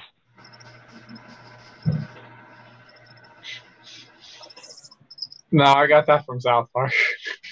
Yeah. Oh. You weren't alive when the Bionic Man was going on, bro. But that was a fun, fun show to watch. Steve Austin. I've seen it, though.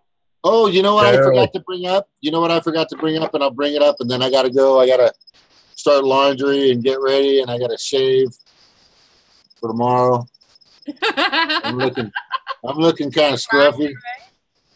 It's so weird. I get dark right here, but everything else is freaking gray. It's weird. Okay, so net neutrality and Anthony, I can't say his last name from the Humanist report. You guys know who that is? That kid. He's brilliant. Mike Figueredo, I think it is. Yeah. Humanist report. Yeah, he's just freaking brilliant. Yeah, Mike Anthony, whatever. Mike Figueredo. Figueredo, right? Yeah. Figueredo, like Figueredo. Yeah, he's been on top of net neutrality, and he says it's one of the most important things of our times, which I strongly believe, because without net neutrality, I mean, without us being able to freely speak and talk and post and have these conversations, I mean, it's over. The plug can be pulled at any time. Yeah. The real key to that issue is the free flow of information. They want to control it. Yep. Just like they did, that's why they made the whole mainstream media. That's why it was created in the first place. And I hate the mainstream media. And plus, I'll boycott it and refuse to watch it and call it fake news that calls it fake outrage, and it should be sued. Honestly, it should be drained. Well, I mean, they literally before, and they said they won the court case because they said, "Oh, we're just entertainment TV. We can say whatever the fuck we want." Oh, we could be entertaining, and we could say whatever the fuck we want. But they said they were entertainment TV, and they had no obligation to provide factual reporting. Well, and we just boycott them and starve them out. And the thing too is that they want to throttle things, so they could make things like this impossible to see, but you could see, like, Yahoo News or something. Somebody that had enough money to put into buying the bandwidth can afford to have good. The people that have the right lobbyists and stuff will have the bandwidth. And it also allows cable. You're slightly off on that issue. You got the basic idea of it, but the thing that the main key to it is everybody's data should be treated equally. Mm-hmm. And if you're slowing down somebody else's site and letting some other site run at full speed, you're discriminating between them should be treated equally. And if you're slowing down somebody else's site and letting some other site run at full speed. Well, yeah, that was basically my point, was they can throttle this back to where it's useless to watch because you won't be able to see things. You won't work. It'll be so slow. I just want to specify your end of the internet won't be slow. It's their data that you're receiving. Right. Well, exactly. Exactly. But this still has to travel to this has to go to Evan's computer and back to the whatever this thing is. Betwixt all of those origin points is another spot where it could be throttled, and so that's a problem. I just be like you're saying. About that because they can knock what they can do is just basically destroy your site by making you too slow. Basically it never loads. And it's also what it does is it, because we have such shitty internet in the United States, compared to other places, that it allows them. I think South Korea has the best. They can continue to use the less infrastructure to run the cable lines and the internet infrastructure. So it allows them to throttle what they got and keep on fitting it through that small thing, even as computers get faster and more data is traveling, and so what really should be done is something similar to the Rural Electrification Act, you know, where the government basically paid to wire everything up, no matter, even if it's in the middle of nowhere. If it's one house out there, wire it up. You know, that way it eliminates, it's got to be profitable to put a fiber line here or something. You know what I mean? Make it like the Rural High-Speed Internet Act or something. Exactly. And there's a lot of, and there's going to be a big battle about the what is it, the FM and the TV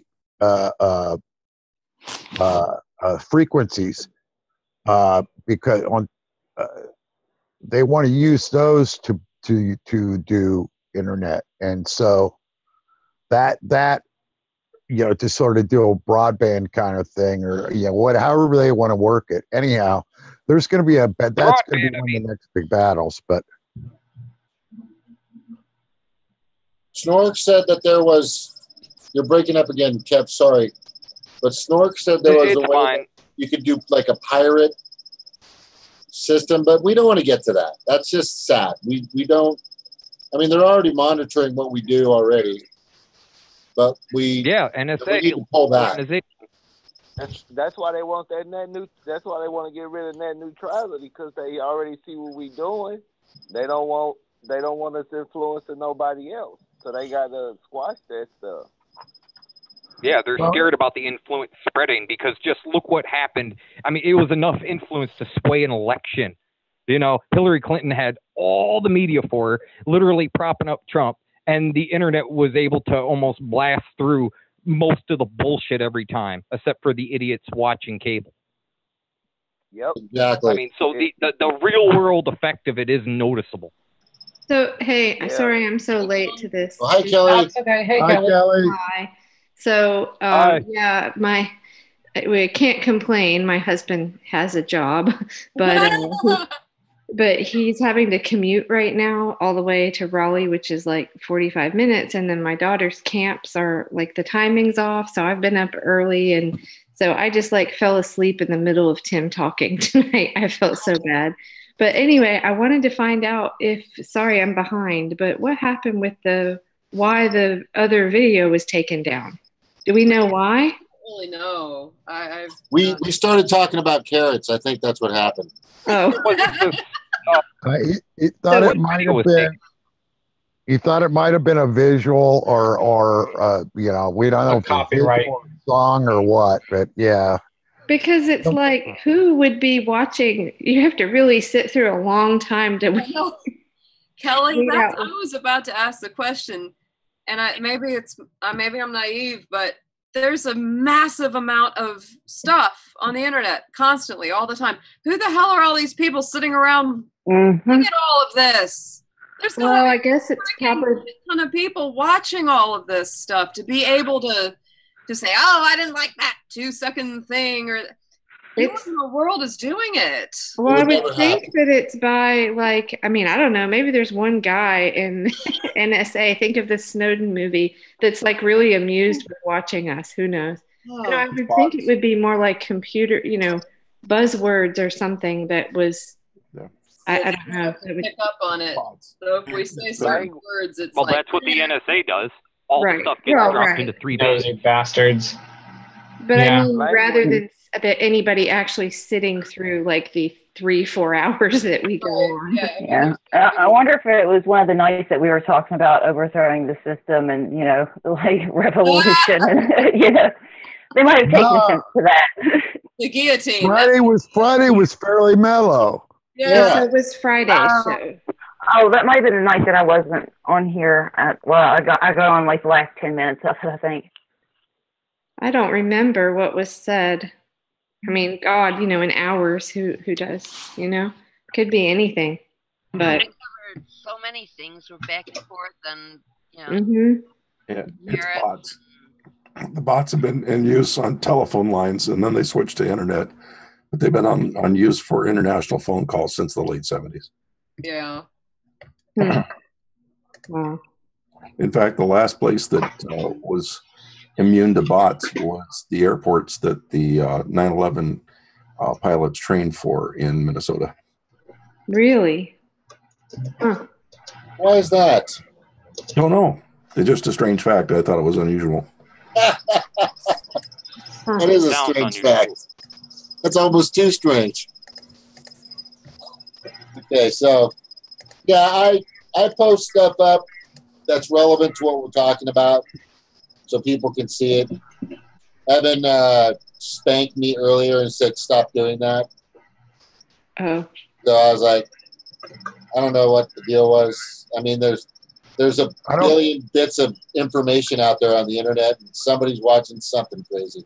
It could be a little bit of anything. It could be, you know, somebody got a wild hair up his ass because they heard us say something. Who knows? I mean, you know, you never know how those things work. Well, I'd like to know. Probably somebody. Well, go ahead, Kev. I think he left. He faded out and then he left. Yeah, I heard that it kept like getting quieter and quieter as he talked. I don't know what that's up.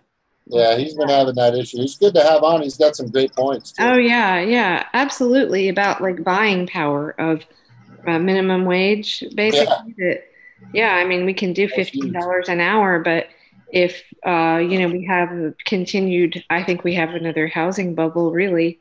I mean, that keeps going up, then you're still, you're going to spend 70% of your income on housing? Right. Yeah. Well, California is at the same place where they were a while back, where they went to the maximum point of what the property is supposed to be worth according to the area. I mean, location in California, which is always, you know, everywhere, but right, we're maxed out. I don't think anybody can afford a 3-bedroom, 1.5, two bath house right now. It's freaking like $700. Hell, barely anybody can afford a one bedroom house, one crapper house. Yeah, this is one of my favorite topics because I think this is so critical to, I mean, well, everything. You know, we spend most of our money on housing, and you know, most of Americans, if they have any wealth or any assets, it's in your house. Yeah. But you can just look. Like here, if you just check Zillow, and I'm sure it's the same across the country, you go from 2003 prices to just 1 year or maybe to 2005, 2004, 2005. You know, a house that was $350 is $550. Like that jump in that short period there, and we've never come back down to that 2003 level. We've never come back down to that where it's actually affordable. Right. And our rental, we're running low on rental places everywhere because between the Airbnb type stuff and the fact that the lots of places got bought up by banks and they were just rolled over rather than, you know, like somebody owning them or renting them. And there's a real problem finding affordable rentals, let alone being able to buy a house. Yes, in Asheville. So we used to live there. We live 4 hours. We're in Chapel Hill now, but we had moved back for a year. Anyway, Asheville really has tried to crack down on, like, they had a city ordinance, I think, like they capped how many Airbnbs were even allowed in the city limits. Are you joking? No, they're barely. You can barely find an Airbnb. You know, but you got to understand, like Asheville is crazy right now. I was actually looking the other day, and the housing is now more expensive than where we are here. Right. And we actually have jobs here because it's a whole Raleigh, Durham, Chapel Hill area. Oh yeah, but in Asheville, you're not making any money, and the houses are, you know, close to 100,000 more for the same thing. And so they had to crack down on that because people were buying up properties and turning them into Airbnbs, and it was pushing out anybody that needed to live there to basically support the whole service industry, which is all that Asheville is really. Is, you know, it's a tourist town, so it's you know, people like when I moved there in my 20s and waiting tables, you know, you can't afford $2,000 a month. or rental, but they were literally like no rentals. They were just vanishing because everyone was doing Airbnbs. Wow. Yeah.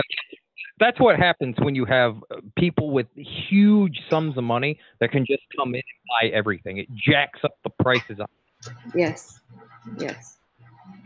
Yeah, And that's the same thing the other way here. around. When they're selling and renting houses and all this shit, that drops the prices down. And especially with that whole subprime mortgage thing they had there. I mean, they just kept selling debt on debt on debt on debt, and they just kept selling it down the line to the next moron. I mean, it's just right. But you know what? I always. Oh, I think is your phone fading? You're faded out again, Kevin. I didn't mean to interrupt you. It's all right. So we got most of it. I always kind of push back on the whole the subprime lending narrative, I guess. I mean, definitely it was a huge problem, and there are a lot of people that, what is that? Not Too Big to Fail, The Big Short. It's basically the same story. Well, it's the thing that's going on now. The identical thing that I was talking about yesterday with the credit cards and the car loans. It's the exact same thing. They just traded house, car loans, and credit cards. Right. But you know what? Identical thing. But for us, I'm going to tell this story. So we bought our old house, our previous house, in 2005. And if it hadn't been for the really slack subprime lending, we wouldn't have been able to buy our house. So I think while, there are so many cases of people that, did jumbo loans or ARMs or whatever that was a bad idea, and they went under, when the prices jumped. If you did it right and you took advantage of that, I mean, it actually opened up a lot of people that couldn't have otherwise bought a house because of you have to come up with 20% down. That's a huge obstacle for a lot of people. So I think it gets a bad rap because obviously it was a problem, but I think surely we're not the only ones that actually benefited from that. Then we were able to build our credit. That's how I got my house. The big problem was too, though, that they talked people into John, did you say getting subprime mortgages that were the best thing for the people that they qualified in every way for a regular 30-year fixed rate. Right. And what they did is they fooled them into taking those loans. Mm-hmm. And it was, it's a good deal for a short period before and then you turn over and refinance. Right. Like we did that with one of our places. We did a financed, a weird finance deal to get through, and then financed it on a regular basis, and it worked. It worked all right for us, but we knew we weren't going to be doing the lawn more than like 6 months or a year. Right. What was Don? Is it Don? Is he saying something? Yeah. When I got my house, it was like when they were trying to prop up the housing market after everything crashed, and I got probably like 20-30 grand off the house I got. I didn't have to pay no money down. My loan was fixed, and I even got a check from the government. When I talked to my tax guy, and he was like, whenever you close on the house, he was like, bring me that information, and we'll do fill out some kind of form, like I guess an order or whatever, showing that I bought the house. And probably about 2 months later, I had a check in the mail from the federal government for like $7,000. You go. That's awesome. It's kind of like a dollar bill on a string trick. It's like they can put it in the vending machine and then pull it back out. Like these people, if they can't pay it, they'll pay whatever they can, right? They'll take everything that they have, and so they don't lose their house, and then they take the house back, and then they can just sell it to somebody that can, so they get like twice the money.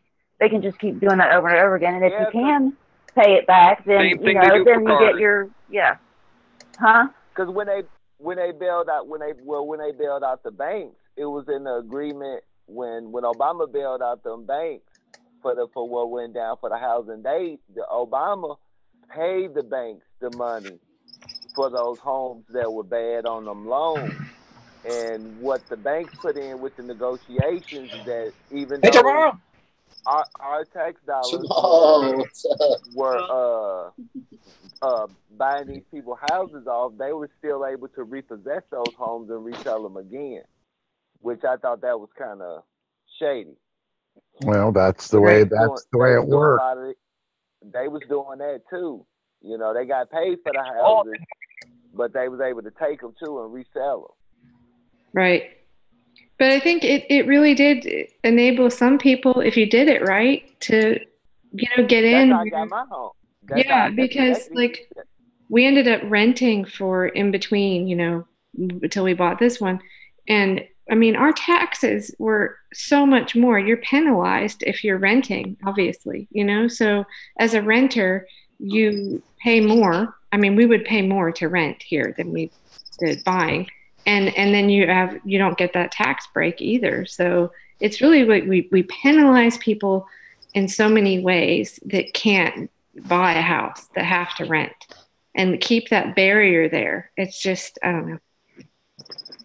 Well, and the thing is, if you're renting a property, you've got to make your mortgage plus your maintenance fee, your maintenance before you even start taking any money out of a house, Yeah, right. So, I mean, we rented a place that we bought Chester, Pennsylvania, that we like. Oh, you mean rent we out? Had to, someone else. We moved out west, and we just put it on the market as a rental. And what happened was we kept people in there. Wasn't bad, but the thing about it is you got a lot of expenses that happen with being a renter, right? With renting a property. And the thing was, it wasn't the house was basically we owned the house because it was a house we couldn't sell. It wasn't expensive. It was like $32,000 or something when we bought it. Mm-hmm. We ended up selling it for like 28 because the neighborhood was crappy and everything, but it was a nice little house. It wasn't in a nice neighborhood, Mm-hmm. And hey, I hate to abruptly change subjects, but Jamarl, I'm so glad you came on. Are you?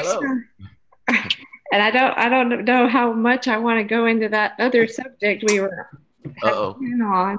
But Could I say one thing before we go on here after she's done talking? Sorry. No, finish what you were saying. Oh, finish yeah. What you were saying. I just wondered if you're still getting a lot of hate, Jamarl, or is. I wasn't aware I was getting hate.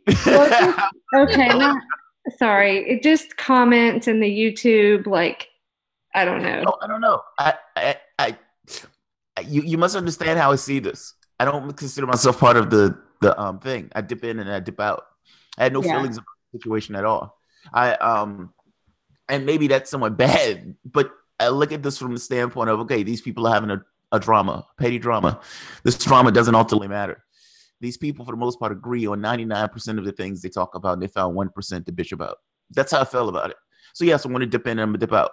People tend to bitch and complain and everything else. They have nothing else better to do with their time.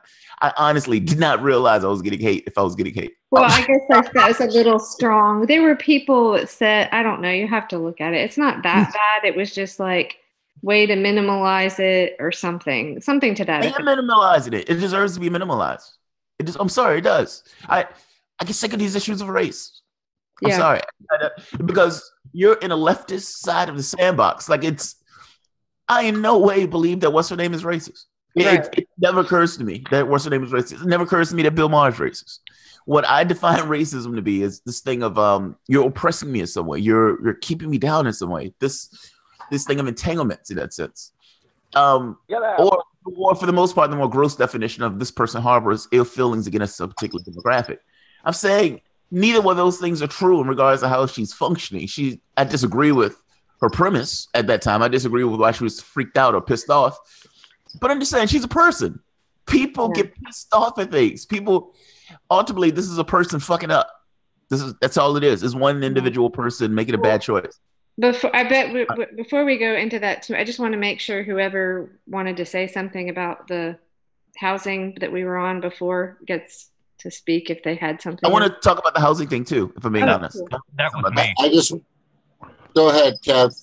That was Okay. sorry. What I wanted to say is I think people should redefine what they think of as housing. All right, because I mean, how it is now, a house is completely unsustainable because you need the fuel and energy to keep it working. You know what I mean? People need to like change the way they build a house. Like if you build a house, you should have good windows, heavy insulation. The thing should be completely self-sufficient. You should have solar slapped on the top, maybe a battery bank, and basically an isolated system, like how Snork was talking about yesterday for preparation for incidents like that. For like if a volcano went off or whatever, we would need our power systems already. Yes, I agree. Yes, I was. It's funny. I was going to say the same thing. It's But it decentralization. also kind of it has multiple factors. It has multiple factors because think about it. Okay, you buy it, you work, you're working or whatever. You buy a house, and then once the house is paid off, it completely covers everything. You can have it to the point to where you have a biodigester that does your whole entire septic system, and then that drains through something to clean the bacteria out, or a chlorine tablet or something like that, just to make it so it's not so bad. And then that goes off into a runoff field where you got a garden, and then you got solar on your house, you got a windmill on there, and maybe in colder climates you would probably want yeah, I mean, in colder climates you'd probably want a wood stove and thermal banking to make the best bang for your buck out of it. You know what I mean? Yeah, but because the point is you can do it. Really cold climates, you can't beat that. The point is, I mean, it's you can do it. completely. That's true. You can do it. Yeah, stoves are great. I've actually looked into them myself because one day I really, really hope if the planet doesn't just swallow us whole, which it may very well do, I would really like to have a geodome, a dome home. I guess the point should be freedom. That's, I guess, the way I see it. Like, if you're going to do something, you're going to chain yourself to an energy company. That sucks. Right. If you have the capacity not to do that, you shouldn't do that. Meaning, when that person owns his home, he owns his home. And even before he owns his home, at the very least, he's not paying an energy company so that his home could be producing himself. Well, and it decentralizes the energy grid. Yeah, it does. In case of an outage somewhere, the neighborhood still works. You can still pull off your neighbors if yours goes down. It still works as a system.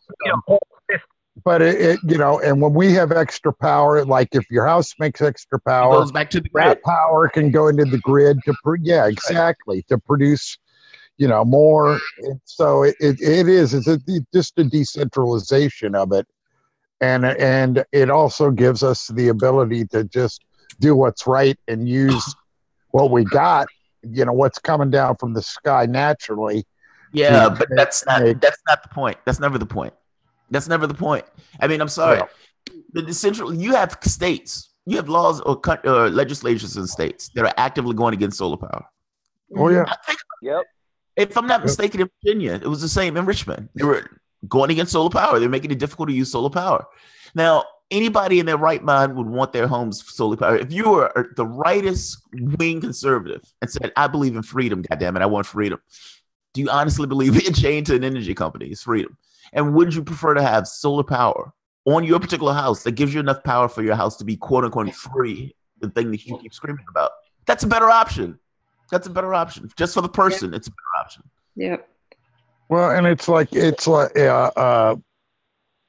Stork was talking the other night about not using rare earth to make batteries for homes because it wasn't necessarily the perfect thing to bank your energy in your home. It works well in a car or whatever, but not using one battery type to run everything we run on electric. You know what I mean?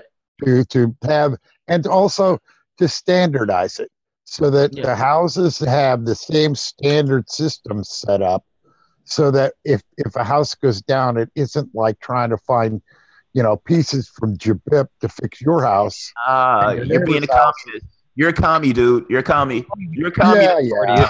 Well, it isn't a communist. Look, we have three-prong outlets throughout the United States. We have a three-prong outlet. We don't have a different plug for every piece of equipment we have. No, I agree. No, I'm joking with you. I agree, but think about it. They'll make the argument of, well, hey, the market says that a person can choose 1,000 different houses, and so these houses need to be 1,000 1,000 different ways because some random person may make a choice of something of a different house. The standardization thing comes across as common sense. Hey, if you need to replicate a house over and over and over and over again, you have this mold for that particular house. No, that's too much like right. And there's no reason in the Columbia Gorge to be running solar when you have a constant wind. When you have like a Columbia Gorge has a constant winds. You can have a wind farm set up and windmills within a neighborhood. You know, you don't even need to necessarily decentralize it to each house. You could put up, you know, a tower for a neighborhood or for a little town or whatever. You know. Okay, 1 second. The standardization you were talking about. Okay, you got to define what kind of standardization. I mean, because look at a project that's standardized. Every single house looks like a cookie cutter, but they're all trash. That's true. That's true. Good point. Good point. You want standardization, like all have a self-sufficient power system. They all have a high energy rating, but they don't necessarily all have to have the same layout. They don't necessarily all have to look alike. Yeah. So, I mean, we kind of change what you mean because sometimes when people hear standardization, they think, oh, shit, all the houses are going to look the same. You know what I mean? No, I'm talking about I'm talking about like when you're talking about like your battery bank for a house. Yeah, everybody uses a same basic battery bank so that different companies can make the batteries. You know, it would be the same. The battery bank really don't matter. I mean, batteries are batteries. As long as you can match the voltage, the equipment don't give a shit. Yeah, exactly. That's what I mean, though. If all the batteries are the same voltage amperage, so that you can have the same hookups, so that you can switch them out. You know, that's what I'm saying. So that you're not using 87 different types of batteries, and with different. Well, no, we do have. There's a lot more than 87 different types of batteries. Well, there's way more than that. That was just a, you know what I'm saying. That was a metaphor. He's like, understand there's a lot of things should be somewhat standardized in regards to the energy systems of the house. How about that? Is that a better way to put it? I'm not going to be just building codes say it's got to have this kind of hookup. You know, oh god, any battery code pisses me off. Well, building codes are what you're talking about. If you're talking about insulating houses, you talk about building safety and everything else, not building cheap houses. That's the way you do it, is building. If you don't have building codes and you say, okay.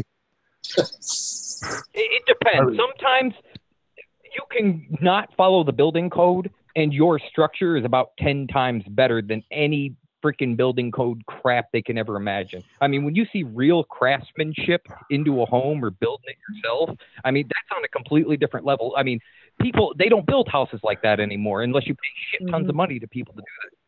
Well, building code should be a minimal standard. Yes, I agree. If you know, I mean, yeah, minimal standard. I mean, because if you sheet a house in solid plywood rather than do your corners in plywood and the rest in one of these funky ass, you know, composite materials, it's pressboard. You'll have a better, you know, building at the end.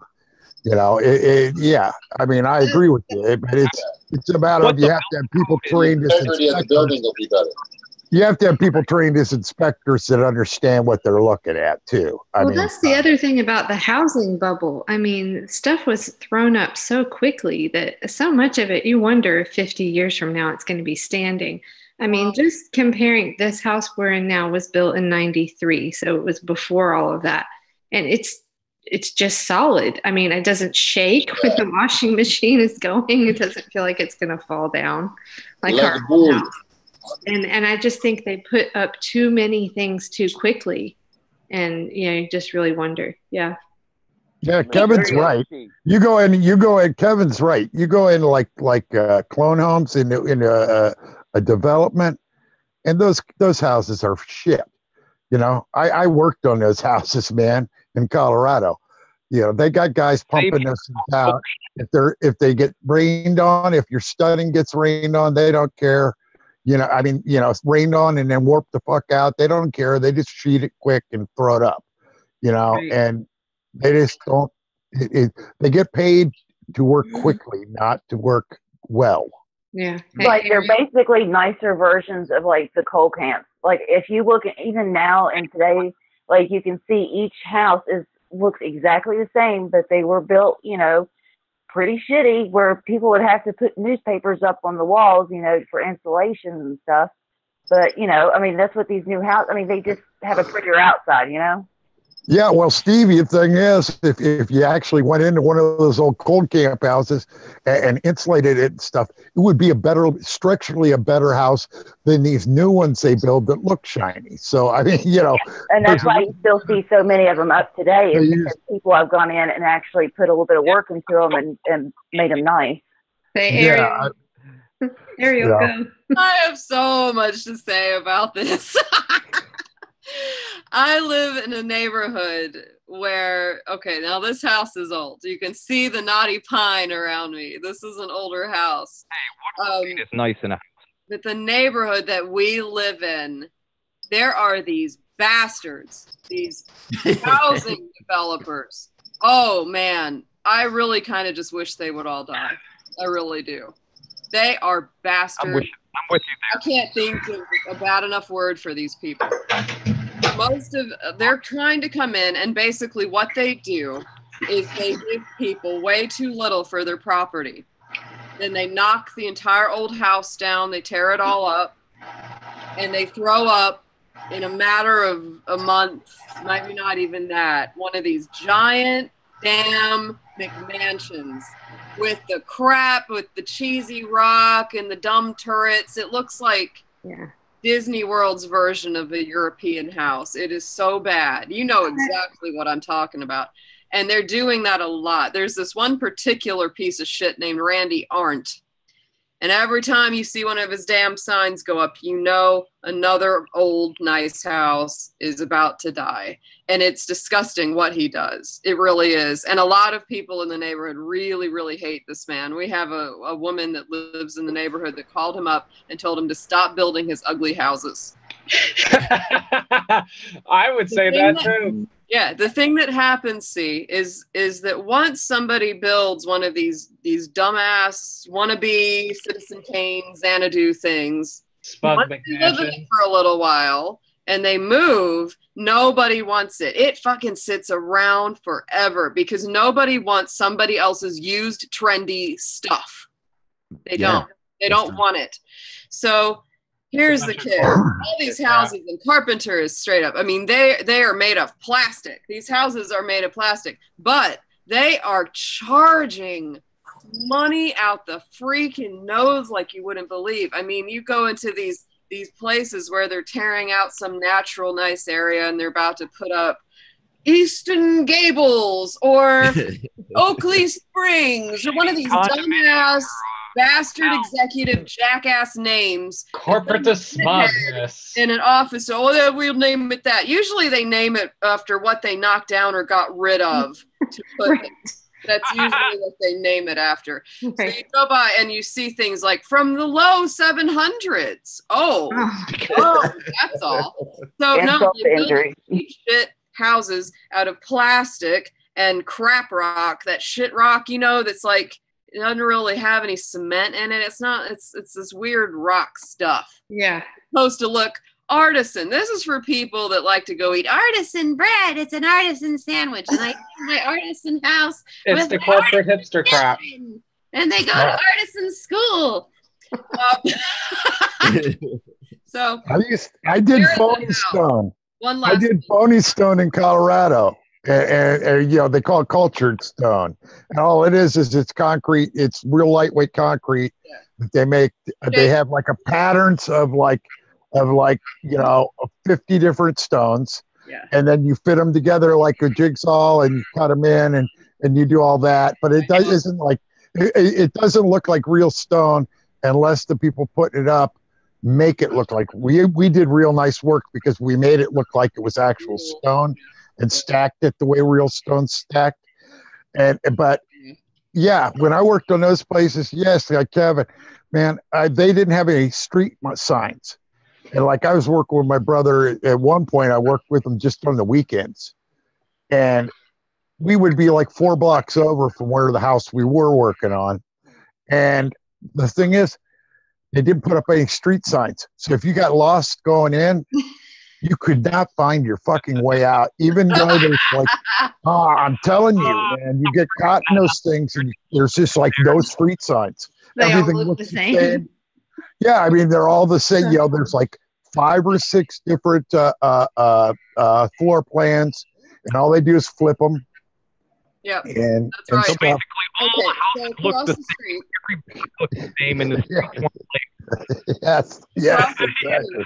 How do you find your way to your house? You know what I mean? Well, not you, but the people that live there. Yeah, the only way you knew you were on the wrong street was when you hit a cul-de-sac. Then you knew you were on the wrong street. Otherwise, you had no fucking idea. Then across the street from the neighborhood that I'm in, there was this house. It was very special. And from the time I was a kid, we would always see this house. It was a historical house. It was almost 200 years old. It had a sign in front of it that said the Wagon Stop House. I actually took a ton of pictures of it. There was a proposed demolition of the entire neighborhood. We're talking probably 7 or 8 normal family houses with real yards, real brick, older homes. There's a proposed demolition that they were going to come in and tear down all of these houses, and that historical home was on the end of the street. I went to the meeting. They had a community meeting that you could go down to the courthouse and make your voice known. So I went down there and talked to the bastards in question. They run a group called Pulte. P-U-L-T-E. Yeah. Unlike house. You've seen that? Yeah. Okay. So they run the Pulte group. And I looked right at the guy and I said, there's a historic, almost 200-year-old house. It was actually one of the first, hotels in the area. It was also it was the first courthouse in the area before they had a proper courthouse. And the reason they called it the Wagon Stop is because people would come and they'd bring their horses. They'd stop the wagon and stay over like a bed and breakfast. I said, I want to know that you're not going to tear this down. I don't know what kind of protections this house has around it. He said they would not do it. Guess what? They knocked the whole damn thing down. Bastards. Almost 200-year-old house, so they can put up a bunch of bullshit, plastic shingled, yuppie asshole homes, so that little Taiwa can bobble around in the fucking lane with his stupid plastic trike. I'm not. It broke my heart. I didn't even want to look. I didn't even want to look anymore when I drove by, and it just I can't even tell you. This kind of thing really gets me. It does. Well, one of the things too, they get these old houses is they don't just demolish them. They go in and they carefully remove everything that they can resell of value. Yeah. Yeah, They sell it. So all that nice stuff. That nice stuff ends up reinstalled in some rich guy's house. Yes. You understand, right? This isn't this. You guys understand? This isn't the people per se. I know it is. It's like, let me ask you this: what do you expect people in that situation? Like, do you expect the people to say, "Okay, I'm not going to make a buck off of doing X, Y, Z," or "I'm going to do the right thing and I'm going to let my morals kick in and I'm going to save these houses"? No, they're going to take the houses. Mm-hmm. They're compelled to take the houses based on the model itself. You would take those houses because your scarcity depends on you taking those houses. You have no other job. You have no other job. It's not that I agree with them, that I like them taking the houses. I'm saying profit motive drives this particular behavior. There will be 100 other people, thousands of other people that would have stepped into those shoes doing it. It's just there's a difference between profit motive and scarcity too. I mean, we should. No, it's not. No, it's not. That's not. Because look, you could say, okay, there's a distinction. Fair enough. I'm just making a point that distinction doesn't matter. That you're driven based on scarcity. When you get up in the morning, you're doing something because you yourself don't want to go without having. Now, in this particular case, this guy says, I need to make profit doing X, Y, Z, and that's going to fulfill my level of scarcity. That's going to fill my needs in the sense of the things that I need. In your head, you have this thing saying, I need more for protection. Now, that guy may not necessarily have been a millionaire. That guy may have still been in that particular model where I can go without, I have a family, I have a wife and the kids. I'm taking those homes. I think she's talking about Pulte homes, right? Which is a big, massive. Trust me, they're up there, and But the Randy Arndt guy, I don't think he's associated with them. He's just a shithead. And oh yeah, when my mom actually came to him, and she knew that they were going to be knocking this particular house down, and there were some stepping stones, just flat stones that were placed around the outside of the house. They weren't even in the structure itself. So she had asked him, could I have these rocks? Because, I would like to use them. And she talked to the owner, and she said it would be fine with her. And he said, well, I'll sell them to you. And she was like, no, thanks. So I guess my mom came back in the middle of the night with a couple people. An American citizen. Good for mom. You wouldn't believe the stuff we've done. I'm not going to say it on the video because I don't want to get in any sort of trouble. You wouldn't believe Your mom is going to prison now. Yeah, my 76-year-old mom. We'll talk. We'll talk. Direct message me. I got some funny stories. They'll try to lock senior citizens up for not paying student debt and shit, or what was it? Yeah. It was something about senior citizens. They'll lock them up for a particular type of fine or something like that. Yeah, we need to find them. Find them all. Is that your place, James? It was like 178 or something? No, that was after the condo, the 4-bedroom condo. That was the track home that we bought. So we bought the house for 178, the condo for 178. We flipped that for 320, and then we bought this place for 363. Nice. And then we flipped it, and then we sold that in 2007, just before 2008 hit, just in time. Mm-hmm. Barely got out of it. It was almost like the divorce was a good thing. It was. It probably was. Yeah. Probably was. Because look, my wife hates when I say this. She absolutely hates when I say this. No relationship. What I tell her is, I said, you're a person. You were born with immense amounts of potential. You're a person. You can be whatever you want. You have choice. You're a being of choice. If at some point you choose something different, I cannot be mad at you for making that choice. Now, she looks at that and says, I don't want to be that level of choice. I don't like this kind of intellectual way in which you describe this. It's true. It's like you're a person. Now, at some point, you guys, for whatever reason, decide to break apart. And I know oftentimes one person doesn't want to break apart. Oftentimes, those people are staying together just to be staying together. It's not like I still love this person. I want to choke the shit out of this person, but I'm married to this person. I have my vows. Everyone's allowed to start a marriage. Well, and there are a lot of people that just crap out because it's too hard. Right. I mean, hell, but if it's wait. Let's talk about that. 27 years this year. So, I mean, you gotta, there's some stick-to-itiveness and there's some, give and take. I know people, I know a guy that got married, and I knew that he wouldn't stay married because the guy was incapable of giving a little bit to someone else. You know what I mean? He had no, so there, I understand what you're saying, Jamarl. Yeah, I understand what you're saying. I'm just saying. And then also, I need to put caveats.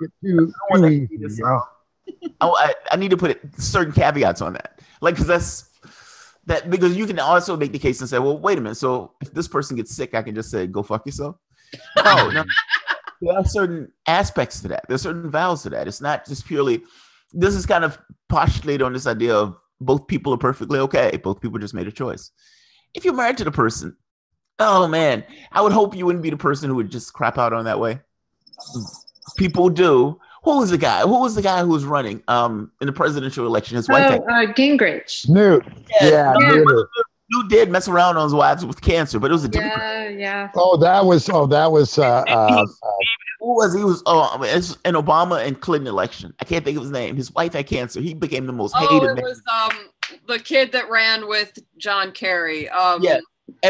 John Edwards. John Edwards. Bill Edwards. John Edwards. That was all right here. That was so bad. Man was they talking lived about right here. who was going to hook up with. Yeah, they hated his guts. They hated his guts. No, so there's caveat to the things that I'm saying. It's postulated on two healthy people being perfectly okay. It's not postulated on any inequity. And there are people that get married that have no damn reason to be married to each other too. I mean, there's that. Like, why are you together? Yeah, I mean, all you're doing is making each other miserable, man. And why live life that way? Here's a good question. And then, oh wait, who's 131? What 314? Sorry, 314. Go ahead. Sorry. Yeah. No, go ahead. You good? Go ahead. So what do you guys think about if you are politically opposed? Like if your spouse, does that ever work? Like, what's his name? What's that guy? No.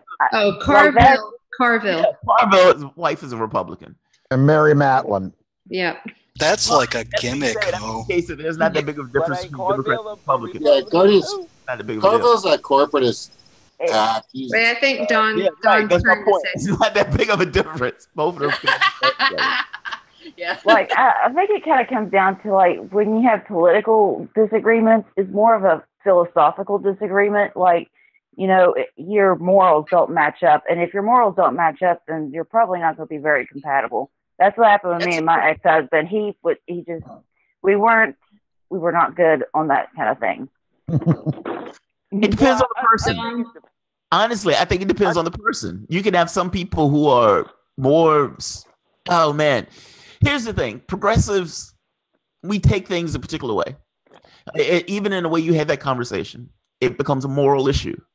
That's when it's a moral issue. It becomes somewhat difficult to deal with. If you're two people who are not progressives, let's say you're just a corporatist Democrat and a Republican. Yeah, I think you can get along perfectly fine, even on stuff, because I don't think it drives in you in that way. You can get away with having conversations. You can argue, and that argument, it doesn't come down to this is a moral issue. To me, a bunch of the shit comes down to this is a moral issue. So it's a hard time for me having a conversation. And that conversation gets escalatingly worse as I think you're being more of a horrible person. Dawn, I can't tell because the box lights up. Dawn, if you were trying to say something. No, I was just saying this. I guess it just depends on the personality of the person. Agreed. Like Broken said, you gotta be able to give and take. Cause like me and my kid's mom, we've been together 17 years, but we don't agree on everything. Like she's a Christian, I'm an atheist. Yeah. And we got 2 kids, so it's more like But that's different. No, that's different. That's not a political difference. Like you could be a Christian, but we don't agree politically directly down the line, neither though. And I think that sometimes atheism and Christianity does play a big role in politics, though too. It could. It depends on how you interpret it. Yeah, but that's an interpretation. Like you could come up with an atheist position and say nothing matters. I often make the case nothing matters. I'm not an atheist. But physical matter, reality, nothing matters. Now, if nothing matters, matters. So that Christian, in the same way she can say, well, I believe in God, and I think that God's creation has worth, that atheist can come to the exact same conclusion. That's what I'm saying. It's not so much whether you're atheist or Christian, you can form that stuff around to who you are. Those things are things you wrap around yourself. I don't necessarily think those are the bellwether. When you're making your choices politically, that's you. That's who you are. That's what you believe in. That may or may not have something to do with that atheist thing, but I'm just making a point that you can come to any conclusion you want. Christian or atheist. For some of us, Jamarl, politics is religion. Yeah, right. Or it's as divisive as the religion. Yeah, there was a while my husband was a choice from Trader Joe's. Oh, he was a little bit Ebon. I'm really trying. My husband was a bit slow to come around to the whole like Dem exit thing. I mean, I was there like there's no way in hell I'm voting for Hillary Clinton like early on, and he was just slow to come around. And I thought, whoa, okay, this could really be a big divide. My wife, I love my wife to death. She voted Hillary Clinton, and she agreed with everything I said.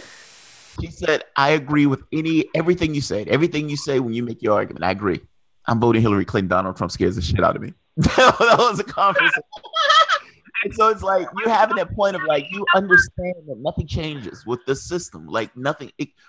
your system is going to break at some point. You understand that, right? Yes, I understand that I'm voting for Hillary Clinton. Donald Trump terrifies me. That's the conversation. When African Americans, it's a different thing. It's hardwired. Democrat is hardwired. And I know she doesn't think of it that way. Democrat is hardwired. Because that guy scared the living shit out of me. Little carrot. Go ahead, Don. Or it's like that. It's like that in my family. Like a lot of people in my family was like, "I'm gonna vote for Hillary. Donald Trump scares me," and I'm like, and it's like, look what Obama just did to us. Yes. You worried about Trump, and they went out and they voted for Hillary, and I was like, I'm not doing it. And my kid's mom was on the fence too. She was like, I don't like what Trump's saying. But when she found out that they cheated Bernie because I showed her the WikiLeaks stuff, she was like, I'm done. I'm going to vote. Yeah, for I can't. where my husband, it was WikiLeaks. But like my mom, my sisters, they all voted for Hillary just because they always vote Democrat, which I don't understand. And they were completely scared of Trump. And I didn't get that because I felt like... No, go ahead, Jamarl. Go ahead, man. No. I'm sorry. I'm interrupting. I'm totally interrupting. I'm trying not to do that. I got some in the chat. You know, people were saying when you don't have video, it's harder to jump in, and I think that's just a natural. Yeah. I'm trying to pay attention to people down here without video when they want to talk. No, I can see everything. I'm on my phone, but I got another device. I'm watching the chat on the YouTube stream as I'm talking on the phone. Oh, okay. I'm keeping in touch, so I'm following. Yeah, So I got. who's calling what they call it? 17. Who's that? Oh my God. Don Bay, I just gotta say, when you described the way Bernie caved to the Democratic Party, I fucking cracked up, man. Disgrace yourself. That was hilarious. No, I didn't get what you said. You start over. I didn't hear what you said. I didn't hear what you said from the beginning when I said what. Remember when you were telling everybody about how Bernie caved to the Dems? You're about to open a wormhole. Disgrace yourself. You remember that line? I'm trying to remember when I said Bernie, because I can only remember. Only thing I said was I remember when Bernie said, if you ever see me doing something out of character, do the opposite. So that's what I've been doing. So I'm trying to remember what you said. You made a couple of jokes in there. They're pretty hilarious. Tim's got it up as a video. I might have. I say crazy stuff on Tim. Like I don't like I like Bernie. I still got my Bernie Sanders sticker on my truck. Same here. Because I don't. It's not moving. I don't know what he's doing with the Democratic Party, but I always remember that he said, if you doing something out of character, do the opposite. So I'm like, this doesn't. From what I know of Bernie, is what he's doing now from what I have known for Bernie, because I found out about Bernie Sanders. I used to listen to Tom Hartman back in the day, and Bernie would come on his show, and he would take calls from people, and he the only politician that I ever seen in my life that actually talk back to the people with common sense. I might not agree with everything he said, but I didn't feel like he was just trying to cater to my needs. Right. And that's what I valued in him. So when I remember when he said, if you ever see me doing something that's out of character, do the opposite. So what he's doing now, I look at that out of character from what I known from him from previous experience. So I just do the opposite. I don't really trip off of what he's doing now. I don't pay it no mind because he told me, if you see me doing something out of character, do the opposite. So I just take it as that. Now let me ask you this. So let's say you're Bernie Sanders. Let's say you're Bernie Sanders. Let's say you're the one honest man. Well, or at least they perceive you as the one honest man. No, at the Iowa, I would have shut that shit down. Okay. I would have shut that shit down. Fair enough. That would have not went on. No. You're not going to cheat me. Okay, fair enough. I just don't think I don't think it's the easiest thing in the world to say that. That's all. I think it's I don't necessarily think he's crazy. I don't like it. Don't get me wrong. You see, I have many videos bashing some Bernie Sanders for this. I think the cheating. I've seen them. I've seen some of your videos. It's hilarious. But I also look at it like if it is because it is so philosophical way. It's like you like, and I like the style because I think you can get your point across without turning down somebody. I don't know how to do that, you know. So I you're see how sheepdogging. you do it. Call it what it is. You're sheepdogging. He doing it's a little bit more than she. I don't understand. I don't get what he's doing. Me personally, if I was in the situation, I look at I got kids, I got grandkids, and I see what they doing. I got kids, so I can't let them do that. No, I don't. That's not fair. I think if now wait a second. No, wait a second. Now hold it. The person, Dominic, the person that's closest to you just told me that your wife voted the opposite way. So that's what you practice on. You practice on her, and then you can go see strangers and talk to them. No, I'm not saying that. I'm not saying that. What I'm saying is with the whole Bernie thing is after Iowa, that wouldn't have none of. I would have called that stuff out on the simple fact. If I'm at Bernie age, even at the age that I am now, if I'm at Bernie's age, I have nothing. At that point, I have nothing to lose. I'm more worried about my legacy, so I'm not going to let them cheat me. Like honestly, dude, I mean, there's a limit. There's a limit. I just have this feeling that if we say that over the past 40 years, Bernie Sanders was the honest guy in Congress, if that's what we're going to say, he's in the Senate, and we're going to say he gets into this situation, and for whatever reason, he says, "Holy shit, I'm being cheated," and he doesn't do anything. Is it possible that there were forces against the guy? Like, I'm not saying somebody's putting pressure on him. I'm saying the internal forces itself, just within the process, lends itself against doing that. That's all I'm getting at. Well, it was both. It was both the process and people putting pressure on him. Yeah, you know. Yeah, in that book in Shattered, he said, I don't want to be Ralph Nader," and he said, "I don't want to be." No. What Nick Brana said. Nick Brana, when talked about this, said Bernie Sanders said he didn't want to look bad, or he didn't want to look like people saying, "Oh, you're just a sore loser." For him, he was scared of rhetoric. He was terrified that they were going to say certain things against him. I'm saying that's a pussy way out. I'm saying it is. Yeah, I hate that. I hate what he. I hate it. Just makes you recoil. Yeah, I hate being that weak in that situation. It's like you're being paid to not be weak. That's what you're being paid to, and that's exactly what you do in that situation. Don't get me wrong. I don't like them piling around with the Democrats. What they do? No, I know you don't. I don't either. No, I know you don't. Agree with that at all. I don't agree with that at all because I look at it like I just look at it like at Bernie's age, he has nothing to lose. Look what he did. If it wasn't for Bernie Sanders, I probably wouldn't have stuff to lose. What do you think he does have stuff to lose? He's a person. He has stuff to lose. Even if you're talking about how he views himself. How he views himself. I what everybody thinks about his Russia coming behind you. You got but that's the price. That's the price of sacrifice. You have to lose something. You know, look. You know, I'm disagreeing with you. I'm disagreeing with the comment that he has nothing to lose. Whatever he values, he himself as an individual sets the things to which he values. If he values his image, that's something he has to lose. If he values the thing of this is an honest man and people are saying this guy is Ralph Nader, or this guy is losing it for Hillary, this guy's a sore loser, that's something to lose. You may not see that as a big deal. Russia sanctions. I want to know. I think to some extent though too is I would be easy on Judge and Bernie until after 2018.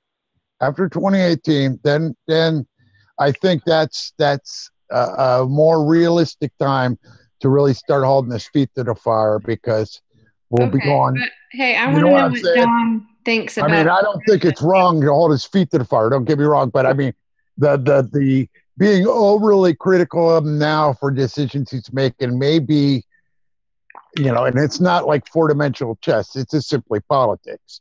You know, right. If he wants to have if he wants to be a force in the 2020 election, he's got to keep his bridges from being burned until after 2018. Well, that ship is sailed. That's my. Thank you. I want to know what Dawn or anybody else thinks about him voting for the Russia sanctions. That really that's bugging me more than anything because this is really serious. This is messing around with war. I don't like it. Yeah, I don't like it. But I would argue that I don't like it. I don't like this fomenting aggression with war, Russia thing. But it goes beyond that. What's going on in Syria is worse. I mean, the thing. I understand that. I think St. Progressive was going off on a tear on this point, on the whole blaming Russia thing. But what Trump is doing in Syria with the military, where he's edging closer and closer to military engagement with Syrian planes or Russian planes, that is terrifying. That's absolutely terrifying. Screw those sanctions. I mean, those sanctions are bad, but what's going on militarily is a hell of a lot worse. If Donald Trump shoots down a Russian jet, that's a war. Yeah. So Bernie to me, this is a major issue because this is about potential for war, and for him to say, and that whole thing with the vote, I really kind of wonder if that wasn't done. I've argued with so many people on Twitter. There are people on the Democratic side that said Bernie voted against that. And I'm like, no, he did, but it was because of the Iran sanctions, he was for the Russia sanctions. And so there's this. But he voted against it. He still voted against it.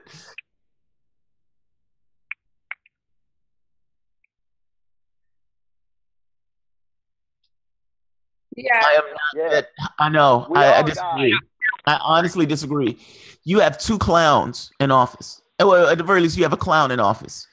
In JFK during the Cuban Missile Crisis, for the most part, you had people who were somewhat competent and who did not want to get this country to a nuclear war. Do you honestly believe that clown Donald Trump looks at this as anything but a reality show? Well, the things that he does with the military, I don't think he full well believes. There are political things that kick in at a certain point. These people, these individuals can't make certain decisions at that point. You have military making decisions, meaning they would edge closer. It puts people on a hair trigger, and then anything can happen.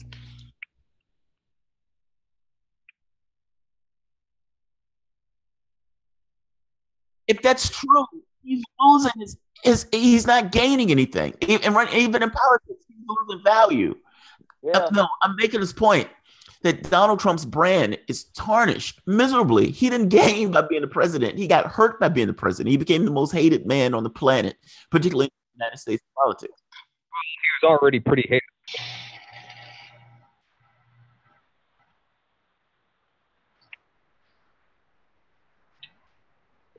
That's true. No, yeah, that part's but true.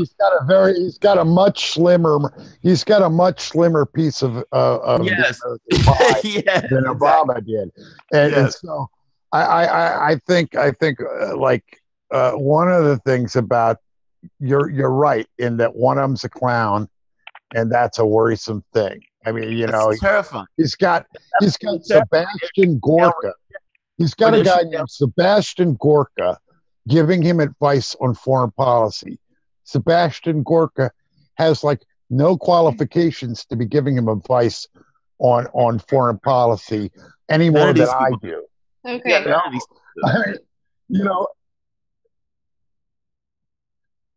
But Ronald Reagan and Bush both had experienced people in their cabinet, experienced people surrounding them that knew how things worked internationally, how things appeared. And Ronald Reagan and W, for all his stupidity, W didn't tweet every morning about stupid stuff. Yeah, well, I mean, but you know what I'm saying. W wouldn't have. W was a message president. He stayed on his message. Oh, this is back when we were talking about Bernie, but yeah, I mean, basically, okay, so in Tennessee and Gatlinburg, they used to have this attraction where it was these bears that they kept in these cages, and you could go and throw food at them, and they do little tricks. That's kind of what I saw with Bernie at that healthcare rally. It was the saddest thing in the whole world because you got all these people coming on pushing that corporate message, and then they trot him out, and he'd do his, poor people, I want to help you, and all this, and I mean, his message was still good. It was the same thing, but that he's a bear. He could rip them apart. He could tear them apart. And Agreed. it's like, you're still doing the tricks. Why are you still doing the tricks? I agree. Annihilate them. I agree. I totally agree. So to Ebon's point, I agree with you that I don't think any of them actually want to go to war with Russia. I mean, this is major, but I'm more worried about just the tensions escalating in a way that something could get dangerously close, right? Yes. But here's the dirty little secret that at a certain point politics takes over. Regardless of what they want, it becomes irrelevant. Whether Donald Trump wants a war or not, it becomes irrelevant. If you're doing something and the public thinks, holy shit, Russia did X, in Russia public, you honestly believe that Vladimir Putin is going to let his image take a hit for Donald Trump? You honestly believe that? The military escalation, it escalates. It escalates at a certain point. It's not what. Well, it gets out of control. It's like any other system that we create that just has a life of its own. Point. Yeah, I mean, Putin doesn't live in an apolitical system anymore. No, he doesn't. He has his people's power. So I mean, he has the same sort of. That's the danger of having one person that isn't quite as up to speed as the rest of the world leaders, and that when dealing with someone like that, as long as you keep things cool and do diplomacy, you're not going to shoot down each other's planes. Once Donald Trump gets pushed into a corner because of how, he isn't doing this or, whatever, he'll do whatever it takes to keep his image as a strong leader, and that's the dangerous thing.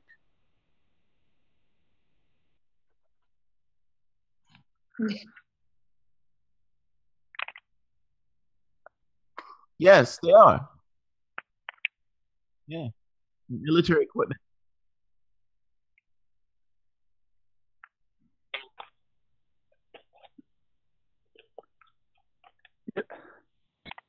So about at all. No, you're looking at this through a purely capitalistic lens. Yes, you understand there's value in war, right? I mean, there's massive amounts of profit in war, and these two superpowers going at each other. Even if you're talking about a buildup of tensions, but I think.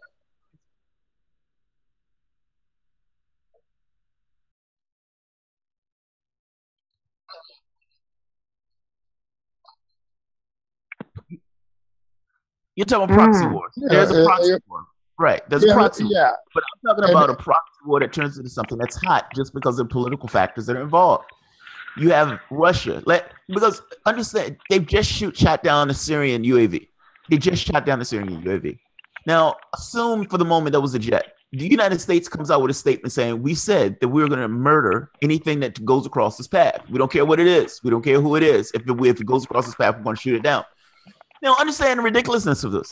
It's almost like if the United States helped Mexico with a military issue, and Russia takes over Cuba and says, we're going to take operations in Mexico. Why does the United States get to say what takes place in a country that's thousands and thousands and thousands of miles away? And in doing so, shooting down their military equipment. I'm just telling you, if that's a jet, it doesn't matter what Putin and Russia wants. It doesn't matter what the capitalistic impulse wants. The people in Russia are going to be calling for heads. And do you honestly believe Vladimir Putin is going to sit back and say, no, it's a mulligan because Donald Trump is president and we like Donald Trump? No, he's going to do you know what this kind of reminds me of? Putin isn't going to stand for us shooting down Syrian jets. No, he's not. He's not. If there was a person in that jet, all hell would have broken loose. Can we take turns a little better? This is not purely a capitalistic enterprise anymore. This is actually optics. David. That was me. You know what this kind of reminds me of? I can't remember the name of the movie, but the movie with Pacino, was it not Pacino? Dustin Hoffman and I was going to say the same thing. Wag the dog. I was going to say that. Wag the dog. It's like you're creating a fake story to create a real story, and now all of a sudden it's real. It becomes real. What the public thinks is real. Yeah. So about Bernie, though, this was a big deal for me because he didn't call out the cheating in the primaries. Yet now he's going to make a statement, and he actually said Russia, interfering with the election. So I'm more angered by I'm more angered by the whole. Yes, they cheated me, and no, I'm never going to talk about the cheating as if it didn't take place. Oh, that burns me. That burns me, and everything it does, it burns me. And so cheating. I mean, that's provable. Say that again, David. I missed that.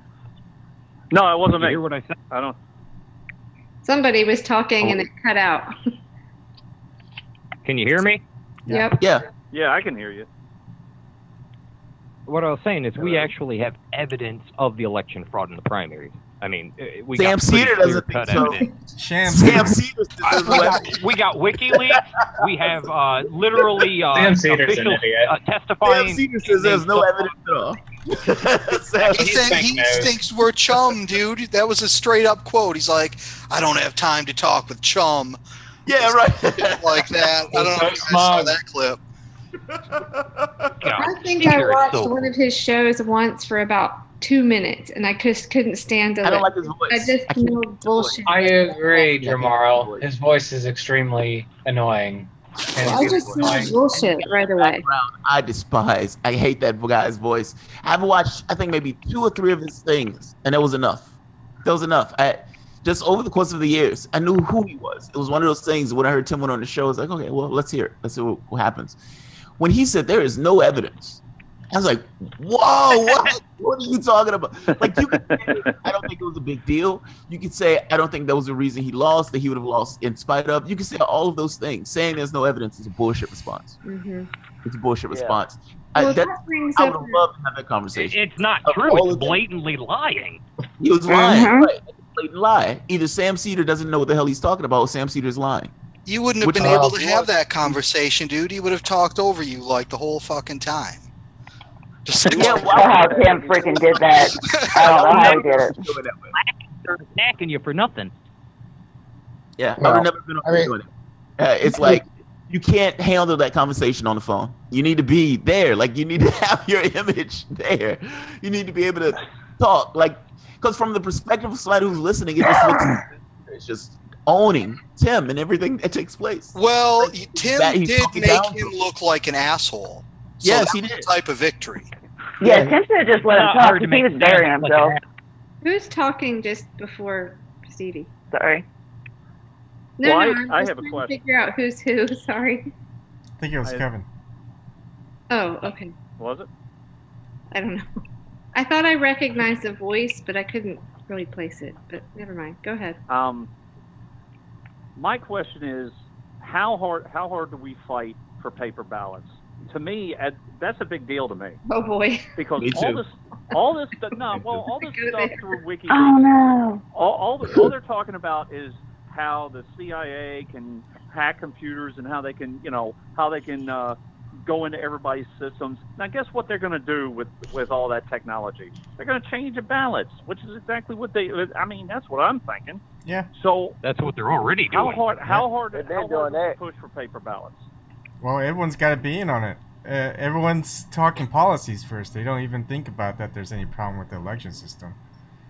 Well, no, California. The one thing I want to add, paper ballot thing. They pitching a fit about the election in California, going so far as to say we want third-party review and everything else. It's Right, that's good. catching on. Like, it's not one of those. It is slowly catching on. Paper ballots is a big fucking deal, man. And go beyond paper ballots. So independent elections itself. Why?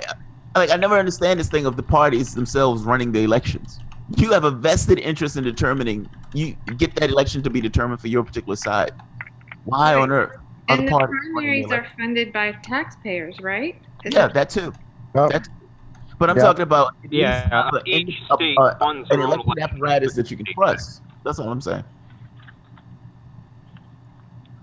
Well, I know Well, Sherry and- Ankala, even Sherry Ankala actually had paper ballots, and they still, were just steamrolling through the election with just blatant, intimidation and polling shenanigans. One And I thing don't know what happened with that. Here's the thing. That If was you have numbers. The issue is numbers. If we're being honest, like you can't have a situation where not 50% of the population is disengaged from the political process. And I'd argue the number is higher than 50%. You're probably having 80%. The number of people who vote just in regular elections, let's say primaries and those type of elections, are minuscule. Like it's minuscule in relation to the rest of the population. What can you get away with when the population? I'd argue that's the American government. Yeah, you can have polling shenanigans when nobody's paying attention to the polls. I mean, it's scream at the polls and yells fire. I don't necessarily know how you do that. I don't even know if you get the population engaged in that sense. The population pretends as if nothing's going on, and they go about their way. The news media don't look at it as cheating. They say, hey, this is our political process. This political process is fucking awesome. And they go on their way. Like, I don't know how you break that illusion. I honestly don't know how you break that illusion. It's aggravating to me. The news media just goes with what the ratings tell them that they should go with. They just go with the narrative. And what I really liked about Bernie Sanders was that he was like really a positive ads guy, even though ads are more effective. You know? He really did. That was his belief. His thought was, I want to give a positive vision as opposed to trying to tear the other person down. My vision is going to beat your vision, not my nightmare is going to beat your nightmare. Yeah, I like that. Right. I like it. I saw some George Orwell book. Somebody was talking about George Orwell in the chat, and that was like one of them moments when you went, yeah. When Kindle's first came out, Kindle had 1984 on its list of books. Yeah. And people put 1984 onto their Kindle, and one day, and then the next day it was gone because Amazon didn't have the right rights or something to it. They fixed it, but still, it was your book. Yeah. And it disappeared. You know what I mean? so there's some advantage. That's why the paper ballots thing. That's why mail-in ballots are great because they're paper. Yeah. Paper ballots are. Well, on the link in the chat and also live chat, I gave you a link basically by state what type of voting system they use. Paper trail, paper ballots without paper audit trail, and paper ballots with machines, paper ballots with machines with or without paper trails, etc. So, does anyone know the latest? Is there anything new with the DNC fraud lawsuit? Let me just finish. So, what would be interesting to do is to look at the exit polling and look at, and I'm pretty sure people have done this, and look at the way that they do their voting per state, whether it's through paper trail with audit, etc. Which one seems to be the most accurate according to the exit poll data? Ebon, you're using a data-driven way of trying to figure out how the election should work. No. You're a horrible person. You're a horrible person. It's like this, like doesn't like doing that. Data-driven, like research, etc. Debbie doesn't has its place. Like people rely on it too much, and it gets shot down in the media all the time. But there is something to be said about collecting data. Yeah, data is an amazing thing. That's called science. What is the best way to vote? What's the most accurate way to vote? Let's try that. Hey, how about this? Let's just be honest. Let's just be honest. Let's have paper ballots. Let's have somebody to check. Let's have independent investigation of our elections. It doesn't have to be all that complicated. You have a paper ballot. That paper ballot is audited after the election itself. So the election takes place. Somebody else goes over it again and make sure it's right. You don't have parties running the elections. Period. There's nothing to hack. You've secured your process, and the public can audit that process, as opposed to having a machine that says, "Hey, this guy got this vote. How do I know this guy got this vote? Trust us." Yeah, me and TBC went over it pretty hard, like a week ago. Yeah, let's not do that. Did you know that in Iowa, during the caucuses, it's okay to estimate? Really? Are you serious? Yeah. That's fucking insane. It's up to whoever's running. That's insane. That's absolutely insane. Yeah. It's your democracy. It's the republic. It's a representative government, but it is your democracy. Watch YouTube search the Des Moines caucus from 2016, and you'll see that you'll actually see them cheating. They made the Bernies be counted, but they estimated the Hillarys. Amazing. It's absolutely amazing. That's infuriating. I got to be honest. That's infuriating. It's infuriating. Donald Trump. When the deed is useless, it's pointless to collect. Way louder, but just say, "Oh no, the Yays have it." I believe that happened in Nevada, Arizona, or Nevada. Nevada. It happened in Nevada. It happened in Nevada. They cheated in Nevada. They outright cheated. And then said Bernie Sanders supporters were throwing chairs. They were throwing chairs. That's fake news. Yeah, evidence of it. No chair was thrown. No, it's aggravating because not because the story is ridiculous. I understand politics. It's aggravating because it's like you understand that they're making that story just to tar the guy, and they didn't want him to come out and say, "Hey, go out and tell your supporters to not be throwing those imaginary chairs." And Bernie Sanders, go out and he's going to say, "Okay, now I need to tell my supporters to calm down." This is politics. What? This is politics. Wasn't there something on the WikiLeaks about that? This is politics. Amazing. And remember something? What that woman said at that convention right there, or at that caucus or whatever it was? She said, "Oh, I was scared, and you know, they were really angry and blah blah blah." Walking away with their guy, they were pissed. I mean, that's just, and then she goes on TV and it's like, "Oh, hoo hoo," like, what the fuck? Yeah, they cheated. Hillary Clinton did. Angry at you. She is a liar and she cannot be trusted. And then, if I'm not mistaken, there was evidence showing that they were working with the DNC now, who's supposed to be this independent entity, to push that story in the media, knowing full well that the story was a lie, throwing the chairs thing. This is what I mean. It's wasn't that? Yeah. Now, Damn, that woman felt threatened was a lie. She was walking off stage, flipping all the people off. I'm saying all of it was a lie. There was actually an assault on a Bernie delegate. Do you guys remember that? Yeah, I do remember that. Yeah. Nicholas Silich hit this woman, was young Bernie. I don't know if she was a cane. Yes. With a cane. Yes. Yeah, back her leg with it because he told her to shut up. Yes. So I must have tweeted that out 100 times because every time I saw something about the throwing chairs, I just would respond with that and a video. And why did nothing happen with that? That was in York. That was in York. Yeah. Don't get into minutia of it. I don't care about the minutia. I care about what these guys are their intentions. Like the intentions are the thing that matters.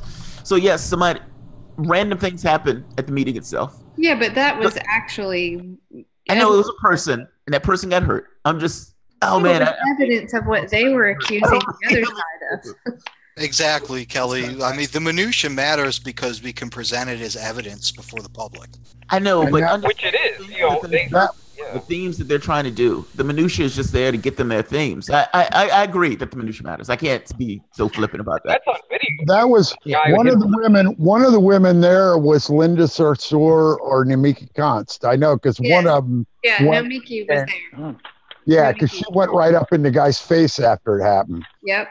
And his wife, that Nicholas Silich guy's wife, I believe she knew the Clintons in Arkansas. So they went way back. I think the Democrats are really good with image and things like that. So it kind of ties into a couple of things I wanted to say earlier. I just sort of spontaneously came up with this analogy or metaphor, but it's not the best. But it's like the Democrats are like a sort of friend, not really. Democrats are like someone that stole $5 and won't tell you that they did. And then the Republicans are like somebody that stole $5 and will tell you that they stole $5. I don't know. And somehow I think the second one's better because there's a saying how somebody behaves in small things is how they behave in large things. I'd rather know that somebody was like a thief or something. I don't know. But anyway, that's basically the other thing I was going to say is there's it ties back into this aspect of something I was going to mention before, which is that I heard somewhere before, I read it in a book or something, and it said the first person, when you have two friends that are having an argument, let's say, and they had a fight, and then they come to you, and whichever one comes to you first and tells you the story first defines the incident, the occurrence, and it always has an upper hand, always has an advantage because of that fact. And I guess it's like that typical example in the thick of it or something about PR or whatever, where like this PR 101 is like to get there first and define it first yourself so that you can define the thing. And so like whether it's a throne chair at Nevada, it's all about the image, and it's just image everywhere, and they just like they take that too far. You know what I mean? I get that that's important, but like when you're like Budweiser investing $10 billion in advertisement just for image, and then maybe you don't invest in the real thing enough. I don't know, but yeah, that's this. Whoa, wait. Think about what you just said. I mean, they spend all their money doing that, and they don't invest in the real thing. Why does the real thing matter? Why does the real thing matter? This is kind of what I'm getting at when I'm saying the minutia. Why does the real thing matter? They don't care about the real thing. It's irrelevant to the process. Like but it would matter to their goal is to get an office. If they believe that they can spend that much money to get an office, they're going to spend that much money to get an office. They lean to the people who are paying them. The people who are paying them want particular things, regulatory, taxes, these things. That's what the things they want. They want you to shut up about the economic thing. They want to talk about identity. Now, if that's the case, and the people are paying them to do that, and they are constrained in what they can do, they're going to be constrained in what they can do. So yes, the real thing, the image does. To other people, to the voters, that might matter. I mean, I tried to tell so many people that did you see this thing? That's not the political process to what you have. I'm just telling you, that's not the political process. No, sure. That's why, the message is so thick that they spend so much money on telling us how it is and telling us how we should feel about Trump and Hillary. So like, that's how it got to so many people, because like somebody was saying earlier that, sort of a centrist, Democrat, and Republican aren't that different, and they could get along potentially, whatever. So yes, that's true. That's exactly true. Why negative attack ad is effective. It's all these things. They're the same thing. It's just, I mean, you can't ask everyone to go be political scholars or yes, exactly. That's my point. Socially aware. Being sincere and trying to defer to like reasoning and argument and logic and stuff. I don't know. Like first instead of who you want. That doesn't apply. Reason and logic doesn't apply. And Jamarl, they have somebody and after that argument, they say, you know what, you're right. You're absolutely right. I'm going to change my policy and I'm going to do something different that actually is beneficial to the American public. That never happens. When you have the mainstream media, when you have Rachel Maddow amplifying BS by crazy Rachel. showing a wrestling ring with chairs thrown around in it, that is them using minutia against us. Well, their role is to control the narrative. Back. They don't want to hear minutia back because it never matters. But they use minutia with all the people it isn't even paying for it. They've got people in the media that will amplify it for them. Yeah, well, that's it. Yeah, that's what they do. That's what I'm saying. They control the narrative. Shell game. They control what people think. A shell game. Media. I mean, look, when you're thinking about what people know, the average person, that average person is looking at some kind of media conglomerate or whatever else. Now, you have people who are moving themselves over the YouTube and stuff like that, but ultimately, you still have this dominant part of society that looks at mainstream media as being true. It looks at this being the things that mainstream media are telling me are the things that are important to me. It's aggravating for me to watch CNN, but I'm telling you, they think that. It's important. It's important for the people who don't know that we actually do recap the facts of the election, almost like a sprinkler. Maybe like not so much sprinkle, but like go through the facts about it. It's important, but for us, for people who are actually thinking, who were stubborn enough and had high enough standards and like really were picky enough to like say that's not good enough for us. We aren't willing to like be told lies just because Trump is bad.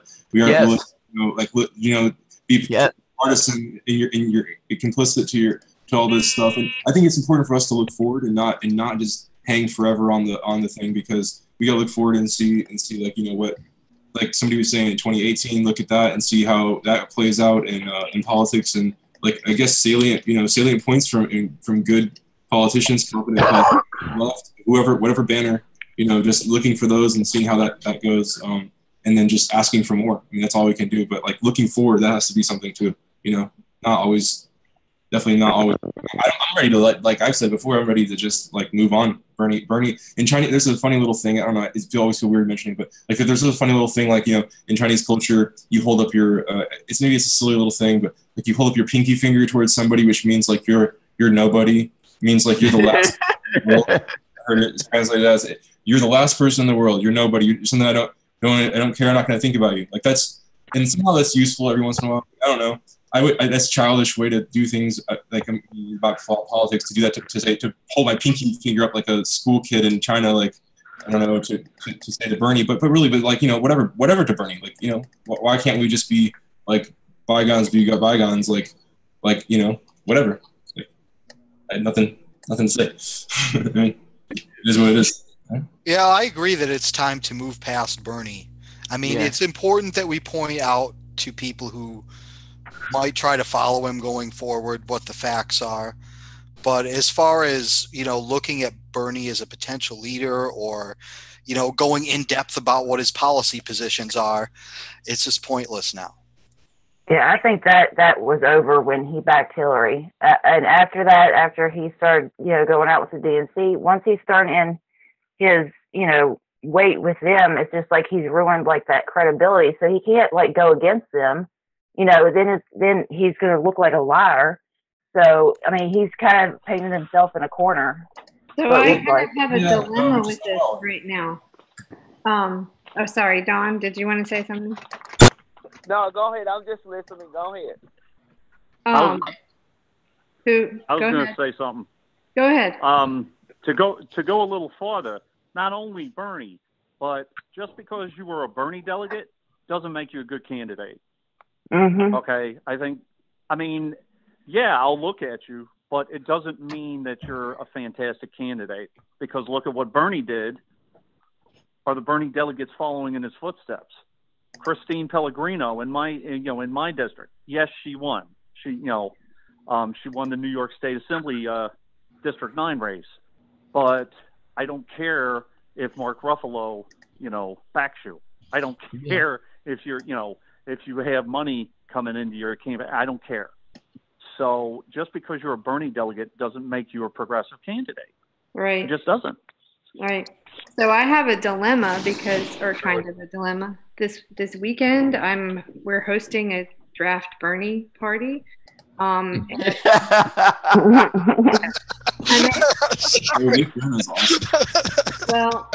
make a draft Tulsi, serious.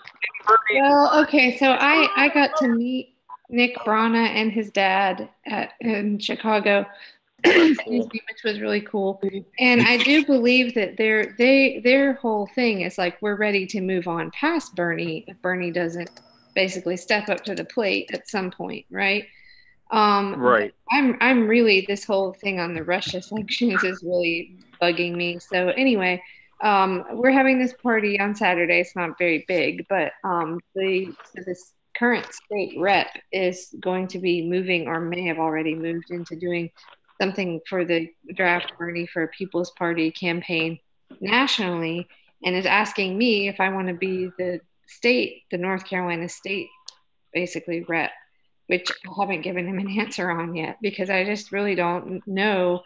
My patience with Bernie had a very long, it kind of sounds like you're pro draft Bernie if it wasn't for the Bernie part. Well, Nick Brana's amazing. Nick Brana's an amazing guy. Every time I heard him speak, I just loved him. I love Nick Brana. What? Nick Brana. I love Nick Brana. Oh, yeah. And I believe in what they're doing. But for me, I think it's what's happening is it's really highlighting for me. I guess I've kind of always known that Bernie's stance on foreign policy things was never really where I was, or it wasn't good enough. I was more aligned with the Green Party. So anyway, we're going to have this party, but I don't really know what to do, because I think they're holding on too much to having Bernie be the head of it. And I also think, if I feel this way, there are a whole lot of people that said, they were for Bernie, and then he backed Hillary, and they all said, fuck that, we're for Trump. We're not going to. So is Bernie even attached to this in some circles is not a good thing. I mean, I've heard people talk that, in the western part of the state that went for Trump because they were so pissed off at Bernie for backing him. I mean, in all honesty, what I would do is have an honest conversation and have a draft Bernie ? Party. Be like, all right, what I like that. I mean, that's probably a well, idea. And that's the thing too. I mean, it depends on what your goals are. If your goals are to see, who's the most viable person that we can run that can win and push issues we worry about the most, then Bernie's still that guy. Nobody else has got the sort of popularity across the board that he has now. So I mean, to bring up another name, that other name's got to be out in front of people and doing more, because they aren't. I mean, as much as I love Tulsi isn't touring around the country and talking to people and sort of being a face, an alternate face. There is no alternate face right now, unless you like Nancy. The ironic Pelosi. thing is she's doing what she's supposed to be doing, which is fighting for her state, and she's not stumping for president right now. So she's actually doing the right thing. Like I went through this with one of my friends. She was in an abusive relationship, and like she knew he was just a shitty guy, and like she knew that she should get out, but she didn't. And no matter how much I yelled and screamed, she had to come to that conclusion on her own. And I feel like that's where Bernie is at. It's like he knows this is a bad situation; these are bad people, but like he's got to realize it for himself. It does not matter what we say to him. There was I'm going to take the counter narrative here. No, go ahead. I'm going to take the counter argument. Hey, Jamal, stop for a second. Don was trying to say something. No, I am. That's what I'm saying. I'm stopping. No, I just think that it's time to move past Bernie. Like I said, like I just look at it like he just offered a different world. I appreciate what he did, because I felt like he woke up a lot of people that's beneficial to the cause, but I think if we waiting on Bernie to be like, hey, I'm going to go do this and start a whole new party, I don't think that's going to happen. Because, I mean, I can see that if at any moment he say, I'm joining this party, come with me, it'll be tens of millions of people that are doing it. But I don't think that's not in his plan. I think it's time to just move past,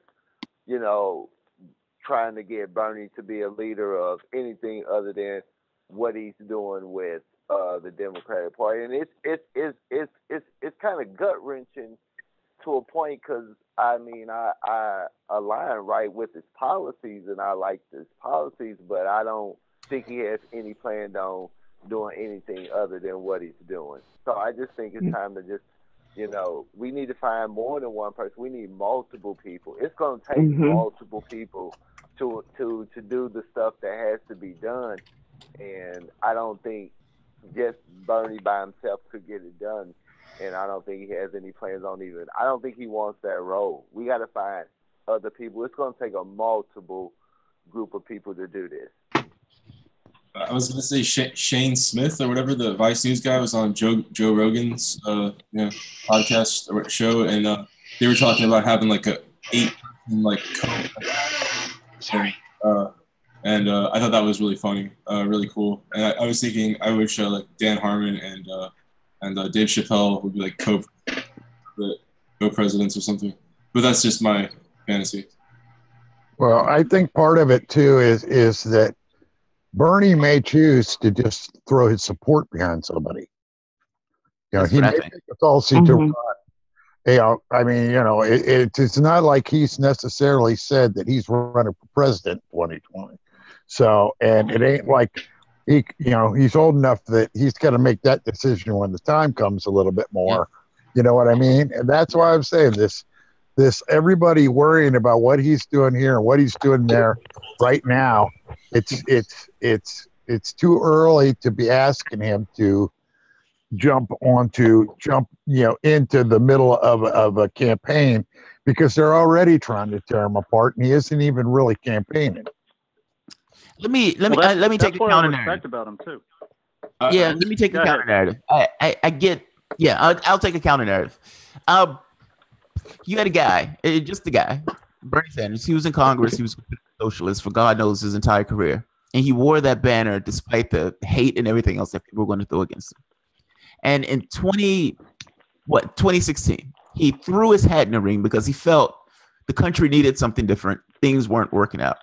He had no expectation of winning the presidential election, and he just thought he would get his message out and push Hillary Clinton to the left. He caught fire. The guy caught fire, and all of a sudden he became this political icon. Is it possible that Bernie Sanders never wanted to be president, and ultimately he was kind of going to go along with the wind in that sense, meaning he didn't have Absolutely. him to actually take that role. Well, on. the wind. Everybody was looking at him in this way and saying, dude, we need you to do X. He's like, I really didn't have any intention of being here. His intentions are different. That's all I'm saying. It's not like the deification of Sanders in a sense. I understand it just because it's almost like he's your first girlfriend or your first date. But what you're looking for is not necessarily Sanders per se. You're looking for a particular policy thing. You just change. You want something different. Like your first have to go date, Sanders. Sanders is just a fucking awesome lightning rod for it. They're not going to fall for it. So Snort had said Tim Canova would be, I think that was Snort that had said that in another talk we had. But there don't seem to be enough people stepping up to maybe sort of fill that role of, but Tim Canova does seem like a good one. I don't know. People don't care. No, seriously, people don't care.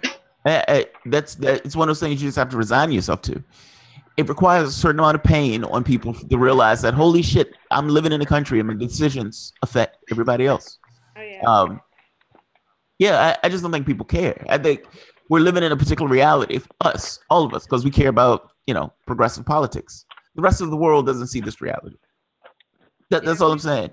As long as people are comfortable enough, then they're not, moved to action. But I mean, I think enough of this country is not comfortable. So that's true. It's a lot. But those people they're not organized. Those people are kind of looking at themselves as individuals. They don't look at themselves as a collective.